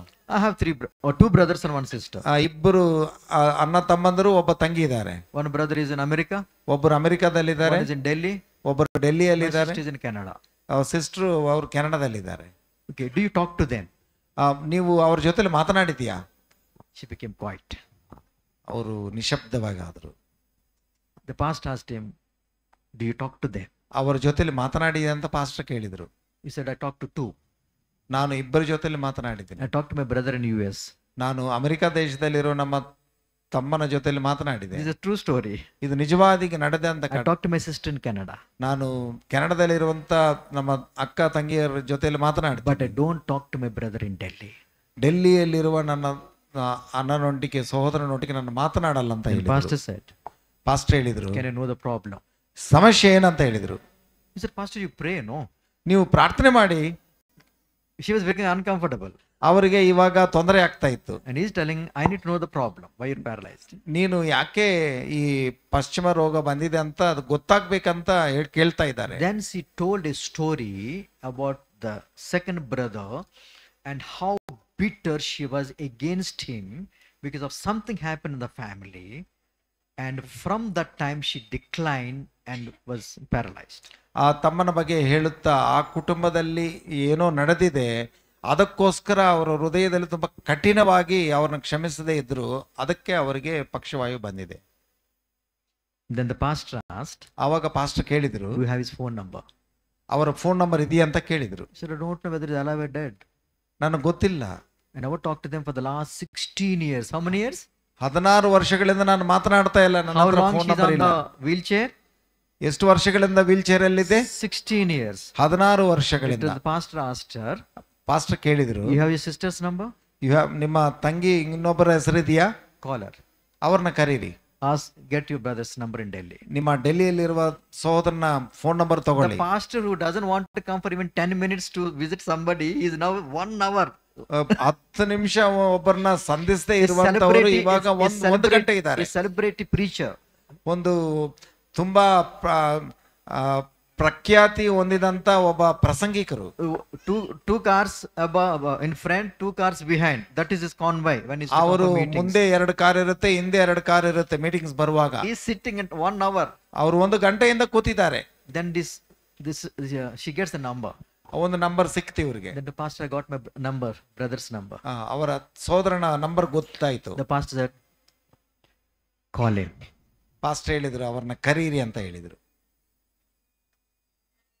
Very difficult. చాలా ಕಷ್ಟ ಅಲ್ಲ, ತುಂಬಾ ಕಷ್ಟ. And this lady said, Pastor, do you think I need to really call him? What it has to do my healing? ಅವ್ರು ಹೇಳಿದ್ರಂತೆ, ಈ ಸ್ವಸ್ಥತೆಗೆ ಅದಕ್ಕೇನು ಸಂಬಂಧ, ನಾನು ನಿಜವಾಗಿ ಅವ್ರನ್ನ ಕರಿಬೇಕಂತ ಹೇಳಿದ್ರಂತೆ. He said, ಅವ್ರು ಹೇಳಿದ್ರು, do exactly what I tell you. ನಾನು ಹೇಳಿದ್ದು ನೀವು ಮಾಡಿ. Call to your brother Delhi right now. ಡೆಲ್ಲಿಯಲ್ಲಿರುವ ನಿಮ್ಮ ಸಹೋದರನನ್ನು ಇವಾಗಲೇ ಕರೀರಿ ಅಂತ ಹೇಳಿದ್ರು. See, extraordinary miracles we can see. Not only in the Bible, you can see in today's life. ನಾವು ಬೈಬಲಲ್ಲಿ ಮಾತ್ರ ಅಲ್ಲ, ಇವತ್ತು ನಡೆಯುವಂತ ಅದ್ಭುತಗಳನ್ನು ನೋಡಬಹುದು. Interestingly, ಅದು ಆಶ್ಚರ್ಯವಾಗಿದೆ. she called him. ಅವರು ಕರೆದರು ಆತನನ್ನ. Pastor is sitting. ಪಾಸ್ಟರ್ ಕೂತಿದ್ದಾರೆ ಅಲ್ಲಿ. And the two organizers, local organizers, local organisers ಇಬ್ರು ಇದ್ದಾರೆ, watching. ನೋಡ್ತಾ ಇದ್ದಾರೆ. And this is on mobile phone. ಇದು ಒಂದು mobile phone. This happened 8 years back. 8 ವರ್ಷಗಳ ಹಿಂದೆ ನಡೆಯಿತು. And she lifted the phone. I think the brother picked the phone. ಅವರು ಫೋನ್ ಮಾಡಿದ ತಕ್ಷಣ ಅವರ ಸಹೋದರನು ಫೋನ್ ಅನ್ನು ಎತ್ತಿದ್ರು. It seems she was not talking to him for 20 years and 16 days is paralyzed. So 20 ವರ್ಷಗಳಿಂದ ಅದನ್ನ ಜೊತೆಯಲ್ಲಿ ಮಾತನಾಡ್ತಾ ಇಲ್ಲ, ಆದ್ರೆ 16 ವರ್ಷಗಳಿಂದ ಪಕ್ಷವಾಯುವದಲ್ಲಿದ್ದಾರೆ. On the phone, the talking. ಆ ಫೋನ್ ಅಲ್ಲಿ ಮಾತನಾಡ್ತಾ ಇದ್ದಾರೆ. Maybe she said, when she told Anna, ಅವರು ಹೇಳಿದ್ರು ಅಣ್ಣ ಅಂತ ಹೇಳಿದ್ರು. the brother immediately realized sister. ಅವರು ಇವರ ಸ್ವರವನ್ನು ಗುರುತಿಟ್ರು. The next 15 minutes, ಇನ್ನೊಂದು 15 ನಿಮಿಷಗಳಲ್ಲಿ in that room, ಆ ಗದಿಯಲ್ಲಿ pin drop silence, ಸೈಲೆಂಟ್ ಆಗಿದೆ. that lady is crying and crying and crying and sobbing and weeping so loudly, it seems. ಆ ಜೋರಾಗಿ ಅಳ್ತಾನೇ ಇದ್ದಾರೆ 15 ನಿಮಿಷಗಳ ಕಾಲ. The brother and sister talking, ಅಕ್ಕ ತಂಗಿಯರು, ಅಣ್ಣ ತಂಗಿ ಮಾತನಾಡ್ತಾ ಇದ್ದಾರೆ. tears coming, tears rolling. ನೀರು ಬರ್ತಾ ಇದೆ ಕಣ್ಣಲ್ಲಿ. And as it was going, ಇದು ನಡೀತಾ ಇದ್ರೆ in that conversation, ಆ ಮಾತುಕತೆಯಲ್ಲಿ listen to me carefully, ಜಾಗೃತಿಯಾಗಿ ಕೇಳಿ, she stood up from the wheelchair, started walking. ಆ ವೀಲ್ ಚೇರ್ ಇಂದ ಎದ್ದು ನಿಂತುಕೊಂಡು ನಡೀಲಿಕ್ಕೆ ಪ್ರಾರಂಭ ಮಾಡಿದ್ರು. And now the preacher, ಇವಾಗ ಆ ಪ್ರಸಂಗಿಕನಿಗೆ he lays hand on that woman. ಆವಾಗ ಕೈ ಇಟ್ಟು ಮೇಲೆ, This, you had a spirit of unforgiveness. ನಿನಗೆ ಕ್ಷಮಿಸದೇ ಇರುವಂತ ಒಂದು ಆತ್ಮ ಇತ್ತು, You have been released. ಅದು ನಿನ್ನಿಂದ ಬಿಡುಗಡೆ ಆಯಿತು. Jesus Christ, Son of God. ಯೇಸು ಕ್ರಿಸ್ತನು ದೇವರ ಕುಮಾರನು. God so loved the world, ಆತನು ಈ ಲೋಕವನ್ನು ಪ್ರೀತಿಸಿದ್ದಾನೆ, he sent him to be a savior. ಈ ಲೋಕಕ್ಕೆ ನಮಗೆ ರಕ್ಷಕನಾಗಿ ಕಲಿಸಿದ್ದಾನೆ. 33.5 years he lived on this earth. 33 ವರ್ಷಗಳ ಕಾಲ ಈ ಲೋಕದಲ್ಲಿ ಜೀವಿಸಿ 3.5 years he shared the gospel. 3 ವರ್ಷಗಳ ಕಾಲ ಸುವಾರ್ತೆಯನ್ನು ಸಾರಿದರು. Went into the lanes and bylanes of Galilee. ಈ ಗ್ಯಾಲಿಲಿ ಎಂಬುವ ಪ್ರದೇಶವನ್ನು ಸುತ್ತಿದರು, Preached the gospel. ಸುವಾರ್ತೆಯನ್ನು ಸಾರಿದರು, Healed the lame. ಅನೇಕರನ್ನ ಸ್ವಸ್ಥತೆ ಮಾಡಿದರು. Delivered from the evil spirits. ಈ ಈವಿಲ್ ಸ್ಪಿರಿಟ್ ದುರಾತ್ಮಗಳಿಂದ ಬಿಡುಗಡೆ ಮಾಡಿದರು. He stopped the storm. ಮತ್ತು ಈ ಸಮುದ್ರವನ್ನು ನೆಮ್ಮಲಂ చేసినాడు. He walked on the water. ನೀರ ಮೇಲೆ ನಡೆದರು. Died on the cross.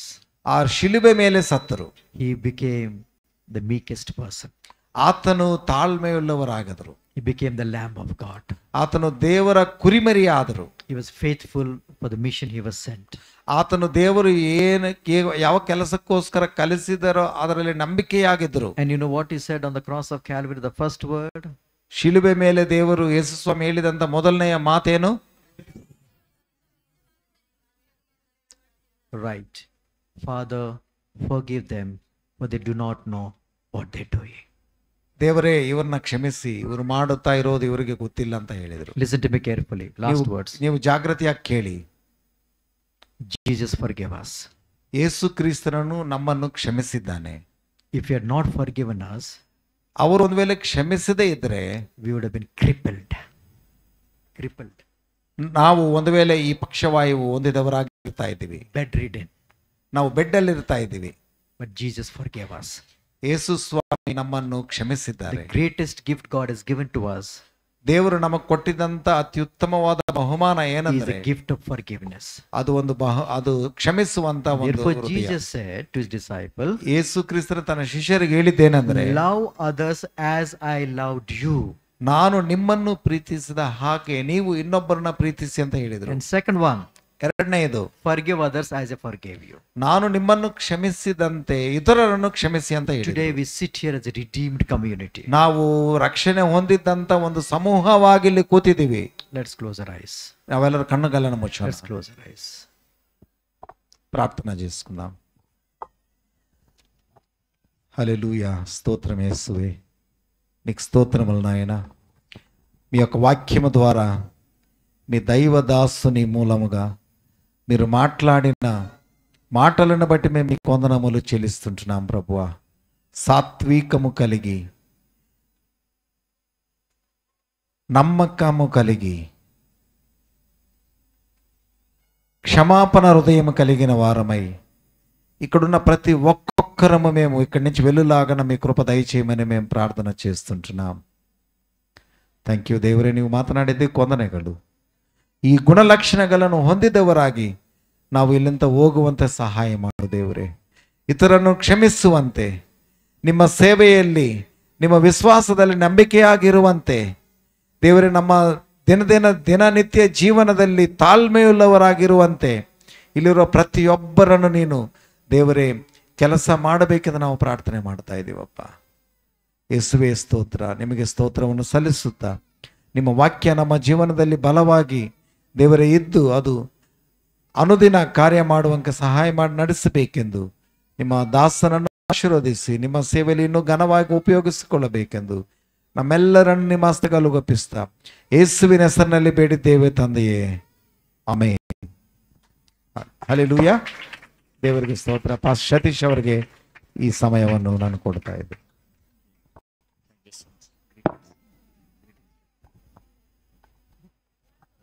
Price lord.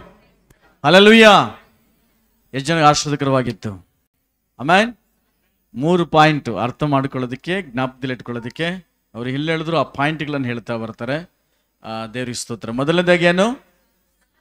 ಜರಗಳು ಯಾವುದು? ಎರಡನೇದು ಯಾವುದು? ಮೂರನೇದು ಕ್ಷಮಿಸೋದು. ಆಮೆನ್. ಹಲ್ಲೆಲೂಯಾ. ಅದಕ್ಕೆ ಅನೇಕ ಸಾಕ್ಷಿಗಳನ್ನು ಕೂಡ ಕೊಟ್ಟು ಬಂದರು. ವಾಕ್ಯ ಆಧಾರ ಕೊಟ್ಟು ಅದನ್ನ ನಿರೂಪಣೆ ಮಾಡಿದ್ರು, ಅದನ್ನ ಬಲಪಡಿಸಿದ್ರು. ಆಮೆನ್. Price the lord. ದೇವರಿಗೆ ಸ್ತೋತ್ರ. ತುಂಬ ಥ್ಯಾಂಕ್ಸ್ ಅಯ್ಯ, ನಮಗೆ ಒಳ್ಳೆ ವಾಕ್ಯ ಕೊಟ್ಟರೆ ಮತ್ತೆ ಟ್ರಾನ್ಸ್ಲೇಷನ್ ಮಾಡಿದಂಥ ಐನವರೆಗೂ ಸಹ ನಾವು ಧನ್ಯವಾದಗಳು ಹೇಳ್ತೇವೆ. Amen. Price the lord. Almost ಇದೆಲ್ಲವೂ ಸಹ ಜೊತೆಗೆ ಲಾಸ್ಟಲ್ಲಿ ಹೇಳಿದಂಥ ಒಂದು ಎಕ್ಸಾಂಪಲ್ ತುಂಬ ಆಳಕ್ಕೆ ಮುಟ್ಟುವಂತ ಅದು ಅಲ್ವಾ. 16 ವರ್ಷ ಲಕ್ವಾಯಿ ಹೊಡೆದಂಥ ಸ್ತ್ರೀಗೆ 1 ಅವರಲ್ಲಿ ದೇವರು ಬಿಡುಗಡೆ ಕೊಟ್ಟರು. ಆಮೆನ್. ಅದ್ರ ಲಕ್ವಾಯಿ ಯಾಕೆ ಹಿಡಿತು? ತನ್ನ ಅಣ್ಣನೋ ಯಾರೋ ಒಬ್ರು ಅವ್ರಿಗೆ ಏನೋ ತೊಂದರೆ ಕೊಟ್ಟಿದ್ದಾರೆ, ಕ್ಷಮಿಸಲಾರದಂತ ಒಂದು ಗಾಯ ಹೃದಯದಲ್ಲಿದೆ. ಆ ಗಾಯ ಏನಾಯ್ತು? ಹೃದಯ ಕಟ್ಟಲ್ಪಟ್ಟಿದ್ರಿಂದ ಆ ಶರೀರವನ್ನು ಲಕ್ವಾಯಿ ಹೊಡೆಯಲ್ಪಡ್ತು. 16 ವರ್ಷ ಅದರ ಪವಿತ್ರ ಆತ್ಮನ ಬಿಡುಗಡೆ ಮಾಡೋ ಟೈಮ್ ಬಂತು. ಏನಾಯ್ತು? ಸೇವಕರ ಮುಖಾಂತರ ನೀನು ನಿಮ್ಮ ಅಣ್ಣ ಹತ್ರ ಮಾತಾಡೋಂದ್ರು. 20 ವರ್ಷದಿಂದ ಮಾತಾಡದಂತ ವ್ಯಕ್ತಿ ಮಾತಾಡುವಾಗಲೇ ಇಬ್ಬರಲ್ಲಿ ಆ ಕಣ್ಣೀರು ಹೊಡಿತು. ಆ ಕಣ್ಣೀರು ಯಾವಾಗ ಹೊಡಿತು? ಹೃದಯದಲ್ಲಿದ್ದ ಗಾಯ ಕಣ್ಮರೆ ಆಯ್ತು. ಆಮೇಲೆ ಶರೀರದಲ್ಲಿ ಸೈತಾನ ಕಟ್ಟಿದಂತ ಕಟ್ಟುಗಳು ಒಡೆಯಲ್ಪಡ್ತು. ಆತನ ಪಾಪಗಳು ಕ್ಷಮಿಸಲ್ಪಟ್ಟು. ದೇವರಿಗೆ ಮಹಿಮೆ ಆಗಲಿ. ಆಮೆನ್. ಹಲ್ಲೆಲೂಯಾ. ಯೇಸು ಸ್ವಾಮಿ ಅದನ್ನೇ ಮಾಡಿದ್ದು. ಏನಂತೇಳಿ? ಶಿಲುಬೆ ಮೇಲಿದ್ದಾಗ ನಮ್ಮ ತಂದೆ ಇವರನ್ನ ಕ್ಷಮಿಸು ಅಂತೇಳಿ. ಆಮೆನ್. ಆದ್ರೆ ಇವತ್ತು ನೀವು ಯಾರು ಕ್ಷಮಿಸ್ತಾರೋ ನಿಮಗೆ ಕ್ಷಮಿಸಲ್ಪಡ್ತದಲ್ವಾ. ಒಬ್ಬರನ್ನೊಬ್ಬರು ಕ್ಷಮಾಪಣೆ ಕೇಳಬೇಕು. ಕೆಲವು ಟೈಮ್ದಲ್ಲಿ ಕ್ಷಮಾಪಣೆ ಕೇಳಲ್ಲ. ನಾನು ಯಾಕೆ ಕೇಳಬೇಕು? ತಪ್ಪು ನಂದಲ್ಲ, ಅವ್ರದ್ದು. ತಪ್ಪು ಯಾರ್ದೇ ಆಗಿದ್ರು ಕ್ಷಮಾಪಣೆ ಒಬ್ರಿಗೊಬ್ಬರು ಕೇಳೋದು ಉತ್ತಮ. ಆಮೇನ್. ಮಗು ನಿಂತ್ಕೊಂಡು ಹೊರಗಡೆ ಬಿಡ್ಬಾ. ಸರಿ, ಗಮನಿಸಿರಿ. Hallelujah. Hallelujah. Price the lord. ಕೆಲವು ಟೈಮ್ಲಿ ನಾವು ಒಬ್ಬರನ್ನೊಬ್ರು ಕ್ಷಮಾಪಣೆ ಕೇಳಬೇಕು. ಎರಡನೇದಾಗಿ ಕ್ಷಮಾಪಣೆ ಕೇಳಿಲ್ಲ ಅಂದ್ರೂ ಸಹ ನಾವು ಕ್ಷಮಿಸ್ಬೇಕು. ಯಾಕಂದ್ರೆ ಯೇಸು ಸ್ವಾಮಿ ನಮಗೆ ಮಾದರಿ ಆಗಿದ್ದಾರೆ. ಯೇಸು ಸ್ವಾಮಿನ ಹೊಡೆದ್ರು, ಬೈದ್ರು, ಉಗುಳಿದ್ರು. ಯಾರಾದ್ರೂ ಯೇಸು ಸ್ವಾಮಿನ ಕ್ಷಮಾಪಣೆ ಕೇಳಿದ್ರ ಅಲ್ಲಿ? ಆದ್ರೆ ಯೇಸು ಸ್ವಾಮಿ ಏನಂತ ಪ್ರಾರ್ಥನೆ ಮಾಡಿದ್ರು? ನಾವು ನಮ್ಮನ್ನ ಕ್ಷಮಿಸಿದ್ರೆ ಮಾತ್ರ, ಕ್ಷಮಾಪಣೆ ಕೇಳಿದ್ರೆ ಮಾತ್ರ ನಾವು ಕ್ಷಮಿಸ್ತೇವೆ. ಅಷ್ಟು ಮಾತ್ರವಲ್ಲ, ನಮ್ಮನ್ನ ಕ್ಷಮಾಪಣೆ ಕೇಳಿಲ್ಲ ಅಂದ್ರೂ ಸಹ ನಾವು ಕ್ಷಮಿಸಬೇಕು. ಅದು ಯೇಸು ಸ್ವಾಮಿ ಗುಣವಾಗಿದೆ. ಇಡೀ ಪ್ರಪಂಚದ ದೊಡ್ಡ ಸಾಕ್ಷಿ ಯಾವುದಂದ್ರೆ ಕ್ಷಮಿಸುವ ಗುಣ. ಆಮೆನ್. ಆಮೆನ್. ಇಲ್ಲಿ ಕೇಳುವಂತ ನಾವೆಲ್ಲರಲ್ಲಿ ಏನಾದ್ರೂ ಕಾಯಿಲೆಗಳು, ಸಮಸ್ಯೆಗಳು ಕುಟುಂಬದಲ್ಲಿ ಏನೋ ಇದ್ರೆ ಅದಕ್ಕೆ ಕಾರಣ ಈ ಕ್ಷಮಾಪಣೆ ಕೂಡ ಒಂದಿರಬಹುದು. ಕೆಲವ್ರು ಹೇಳ್ತಾರೆ, ನಾನು ಅವ್ರ ಮುಖ ನೋಡೋದಿಲ್ಲ, ಅವ್ರ ಸತ್ರು ಹೋಗೋದಿಲ್ಲ, ಅವ್ರ ಮನೆಗೆ ಹೋಗಲ್ಲ ಅಂತೇಳಿ. ಆದ್ರೆ ಇವತ್ತು ವಾಕ್ಯ ನಿನಗೆ ಏನು ಹೋಗಲ್ಲ ಅಂತ ಕೂತ್ಕೊಂಡಿದೆಯಲ್ಲ, ಏನ್ ನಾನು ಮಾತಾಡಲ್ಲ ಅಂದ್ಕೊಂಡಿದ್ಯಲ್ಲ, ಇವತ್ತೊಂದು ಕೇಕ್ ತಗೊಂಡೋಗಿ ಅವ್ರ ಹತ್ರ ಹೋಗಿ ಮಾತಾಡ್ಕೊಂಡು ಬಾ. ನಿಮ್ಮ ಮನೇಲಿ ಪ್ರಾಬ್ಲಮ್ ಸಾಲ್ವ್ ಆಗ್ತದೆ. ಆಮೇನ್. Praise the Lord. ನಾನು ಹಿಂಗೆ ಸತ್ತೋಗ್ತೀನಿ. ನೀನು ಸಾಯೋದು ಬಿಡೋದು ನಿನ್ ಸಂಬಂಧಪಟ್ಟಿದ್ದು. ಅಲ್ವಾ? ಆದ್ರೆ ದೇವರ ಆತ್ಮನ್ ಯಾರ ಹತ್ರ ಮಾತಾಡಿದ್ದು? ನಿನ್ನ ಹತ್ರ. ನೀನು ಆಶ್ವಾದಕರವಾಗಿರ್ಬೇಕು, ನೀನು ಬಿಡುಗಡೆ ಆಗಿರ್ಬೇಕು ಅಂತೇಳಿ. ಯಾರಿಗಿಷ್ಟ? ದೇವರಿಗಿಷ್ಟ. ಆದ್ರೆ ದೇವರು ಬಂದು ಎಲ್ಲ ಮಾಡೋದಿಲ್ಲ. ನೀನು ಕೆಲವು ಕಾರ್ಯಗಳನ್ನ ಆಕ್ಷನ್ ಅಲ್ಲಿ ತೋರಿಸ್ಬೇಕು. ಅದೇನದು? ವಿಧಿಯತ್ವ. ಆ ಮಾತಿಗೆ ವಿಧಿಯನ್ನು ತೋರಿಸ್ಬೇಕು. ಆಮೇನ್. ಆ ವಾಕ್ಯಕ್ಕೆ ನಂಬಿಗಸ್ತರಾಗಿರಬೇಕು. ಮೂರನೇದಾಗಿ ಕ್ಷಮಿಸಲ್ಪಡಬೇಕು. ಆಮೇನ್. ನಾವು ಪ್ರತಿ ಸಾರಿ ನನ್ನ ಕ್ಷಮಿಸೋದು ಕೇಳ್ತೀವಿ ಅಷ್ಟೇ. ನಾವು ಇನ್ನೊಬ್ಬರನ್ನ ಕ್ಷಮಿಸೋಕೆ ನಾವು ರೆಡಿ ಆಗಿರ್ಬೇಕು. ನಾವು ಏನು ಬಿತ್ತೀವೋ ಅದೇ ಕೊಯ್ಯೋದು. ಟೊಮಾಟೊ ಹಾಕಿದ್ರೆ ಆಲೂಗಡ್ಡೆ ಹಾಕಿದ್ರೆ ಆಲೂಗಡ್ಡೆ ಬರ್ತದೆ. ನಾವು ಇನ್ನೊಬ್ಬರನ್ನ ಕ್ಷಮಿಸಿದ್ರೆ ನಮ್ಮ ಪಾಪಗಳು ಕ್ಷಮಿಸಲ್ಪಡ್ತದೆ. ಆಮೇನ್. ನಾವು ಇನ್ನೊಬ್ಬರನ್ನ ಪ್ರೀತಿಸಿದ್ರೆ ನಮ್ಮನ್ನು ಸಹ ಪ್ರೀತಿಸ್ತಾರೆ. ದೇವ್ರಿಗೆ ತುಂಬಾ ಸಂತೋಷ. ದೇವರು ತನ್ನ ಇನ್ನೂ ಹೆಚ್ಚಾಗಿ ಅವರ ಸೇವೆನ ಎಲ್ಲರನ್ನು ಆಶ್ವಾಸಲಿ. ಮತ್ತೆ ಇವರನ್ನು ಕರೆತಂದ ನಮ್ಮ ಐನವರಿಗೂ ಸಹ ನಾವು ಧನ್ಯವಾದಗಳು ಹೇಳ್ತೇವೆ. ಎಲ್ಲ ಎದ್ದು ನಿಂತ್ಕೊಳ್ಳೋ ಈ ಸಮಯದಲ್ಲಿ. We want to thank you and praise you, Lord, for this wonderful time that was given to us. We praise you, Lord, for your living word that we have heard this morning. Thank you once again, dear Lord, for the life of Moses that we have seen this morning. Thank you, dear Lord, for the character of Moses that we have studied this morning. Thank you, dear Lord, when his sister spoke against Moses, Father, you came down, you stood, you summoned everybody, dear Lord. Thank you, dear Lord, when we speak against others, dear Lord, you immediately react, dear Lord, because we are the apple of thine eye, dear Master. So, Heavenly Father, we once again thank you, dear Lord. Thank you, dear Lord, for the wonderful truths that we have revealed to us through your servant this morning. Heavenly Father, we also want to thank you, Lord, for all those people who have gathered here this morning. Thank you, dear Lord, for the worship time that we had, Lord, for the testimonies of your children, dear Lord. Heavenly Father, we are filled with, Lord, with amazement, dear Master, of all the great things that you are doing in the life of this church, Lord, Mount Moriah. And we want to thank you, Lord. We want to rejoice, Lord. And we want to pray, Lord, that you will continue to build this church, Lord, for your glory, for the extension of your kingdom, for the furtherance of your gospel, Lord. Heavenly Father, we also want to thank you, dear Master, for the offering that has been brought to you. And Heavenly Father, we thank you, dear Lord. You have given more than we have expected, dear Lord. Much more that we have received from thee, dear Lord. The small portion that we want to give it into your hands, dear Lord, so that this offering may be used, Lord, for your work, dear Master, in the coming days, dear Lord. So, Heavenly Father, we want to rejoice. We want to thank you, dear Lord. We want to thank you for your living word. And thank you, dear Lord, for the singing. Thank you, dear Lord, for the worship. Thank you, dear Lord, for the music. Thank you, Lord, for everything, dear Lord. Our hearts are gladdened, dear Lord. And we rejoice once again, dear Lord, in your presence, dear Lord. There the fullness of joy. So, Father, we give you all glory and honor to your name, asking thee in the most precious and worthy and matchless name of our Lord and Savior, Jesus Christ. Amen. ನಾವು ಸನ್ಮಾನ ಅಲ್ಲಿಗೆ ಹೋಗೋಣ. ಯಾಕಂದ್ರೆ ಅರ್ಧ ಕಡೆ ಇರೋರು ಯಾರು ಇರೋದಿಲ್ಲ ಸನ್ಮಾನ ಮಾಡುವಾಗ. ಅದರಿಂದ ಅಲ್ಲಿ ಜಾಗಕ್ಕೆ ಹೋಗ್ಬಿಟ್ರೆ ಎಲ್ಲರೂ ಕಾಣಿಸ್ತಾರೆ. ಅಲ್ಲಿಗೆ ಹೋಗ್ಬಿಟ್ಟು ಐನವ್ರನ್ನ ಘನಪಡಿಸೋಣ. ಕೊನೆಯದಾಗಿ ಪ್ರಾರ್ಥನೆ. ತಂದೆ ದೇವರೇ, ನೀವು ಮಾಡಿದ ಉಪಕಾರಗಳಿಗಾಗಿ ಸ್ತೋತ್ರ. ಬೆಳಗ್ಗೆಯಿಂದ ಎಲ್ಲರಿಗೂ ಮಾಡಿದಂಥ ಎಲ್ಲ ಉಪಕಾರಗಳಿಗಾಗಿ ಸ್ತೋತ್ರ. ಆರಾಧನೆಗಾಗಿ ಸ್ತೋತ್ರ, ಸಾಕ್ಷಿಗಳಿಗಾಗಿ ಸ್ತೋತ್ರ, ವಾಕ್ಯ ಭಾಗಕ್ಕಾಗಿ ಸ್ತೋತ್ರ, ಕಾಣಿಕೆಗಾಗಿ ಸ್ತೋತ್ರ ಸ್ವಾಮಿ. ದೇವ, ನಿಮ್ಮ ನಾಮಕ್ಕೆ ಮಹಿಮೆಂಟಾಗಲಿ. ಎಲ್ಲವೂ ಘನತ ಮಹಿಮೆ ನಿಮಗೆ ಮಾತ್ರ ಸ್ವಾಮಿ. ಆಶ್ವಾಸ ಬಲಪಡಿಸಿ ಕೃಪೆ ತೋರಿಸಬೇಕಾಗಿ ಕರ್ತನಾದ ಯೇಸು ಕ್ರಿಸ್ತನ ಸಲ್ಬಿಡಿನ ತಂದೆ. ಆಮೆನ್. ನನ್ನ ಮನೆವೇ ಹೊನ್ನು ಕೊಂಡಾಡು, ಅಸ್ಪದ ನಾಮ ಕಿರಿಸಲಿ. ನನ್ನ ಮನೆ ಹೊನ್ನು ಕೊಂಡಾಡು, ಆತನ ಮಾಡಿದ್ಕೊಳ್ಳೋದನ್ನೂ ಮರೆಯಬೇಡ. Praise the Lord. ಓಕೆ, ದೇವರು ನಿಮ್ಮನ್ನು ಆಶ್ವಸಲಿ.